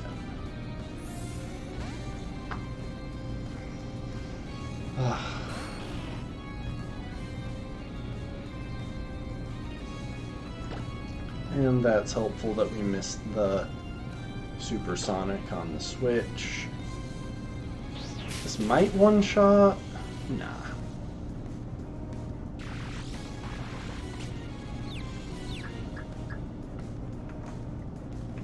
And you know what? We are far enough ahead, and we do have another Pokemon in the back that's just as good in this match, so I can risk the confusion. And we will be switching out here, though.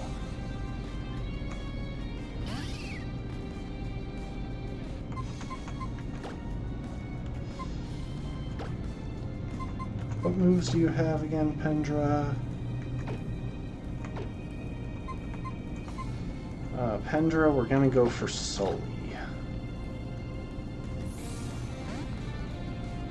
Sully is pretty bulky, and this thing only has grass moves for damage, so Sully should be pretty safe here.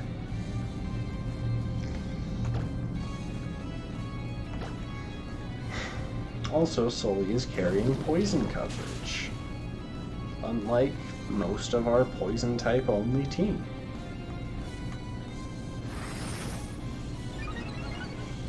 I love how the animation for growth is literally just stretch. Alright, finish it up. Finish it up, Sully. Good job, you little ball of sludge.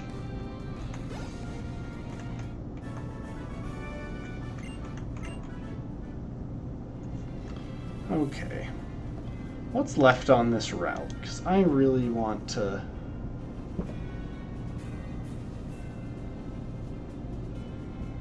Okay, so I think the only person left on this section of the route is a fighting-type trainer. Which shouldn't be problematic, but we are still going to try and avoid him.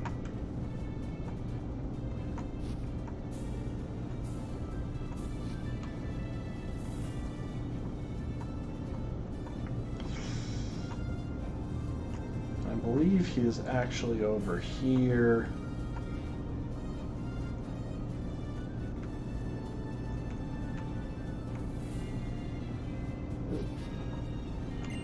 Yes, we're going to use another repel.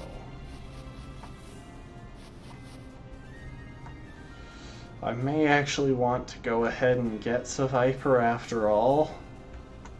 Simply because, honestly,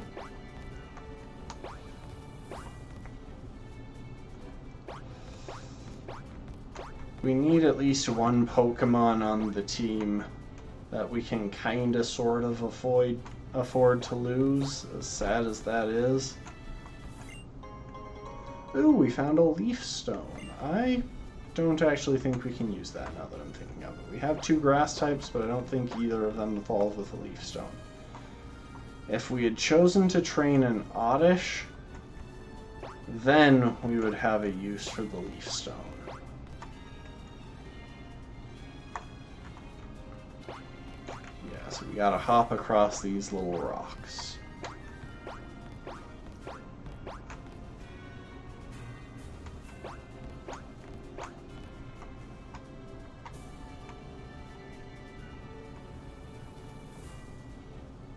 And we're into Ambret Town.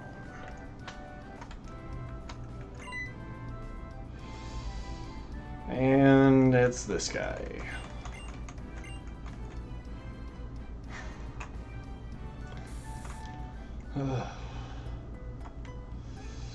Let's see what the people in the Pokemon Center say.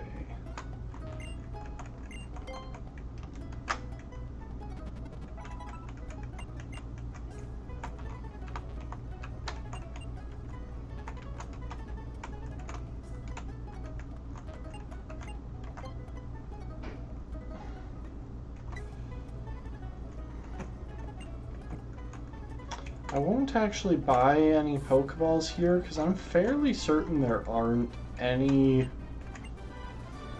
Pokemon that I can catch for a little bit now. At the very least, I'll trade one Pokeball for a Dive Ball. At the very least, I have to get to Solage City before I can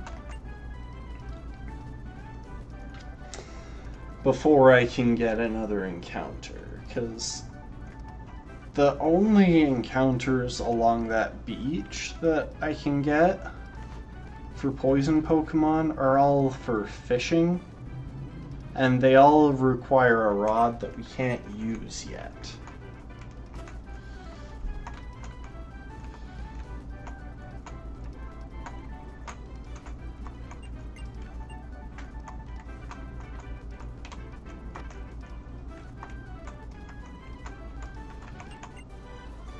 There's a TM. See, this is why I actually visit some of these places that are otherwise pretty unnecessary in the game, because some of the people in them have useful stuff. Not him. He's just kind of annoying.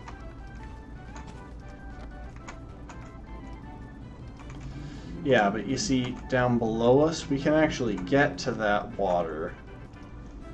And later on, when we have the good rod, we can use it to fish. We can use this area to fish up a couple of useful Pokemon. Huh.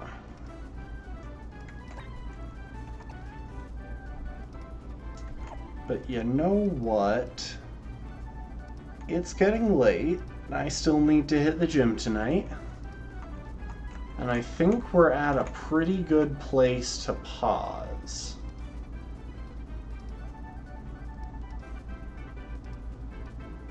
So, we're going to drop a save.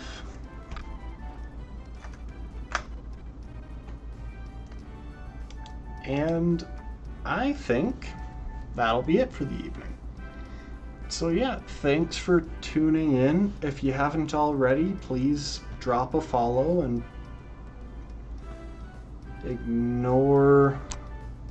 Come on. There we go. Ignore how blurry I was for a moment there.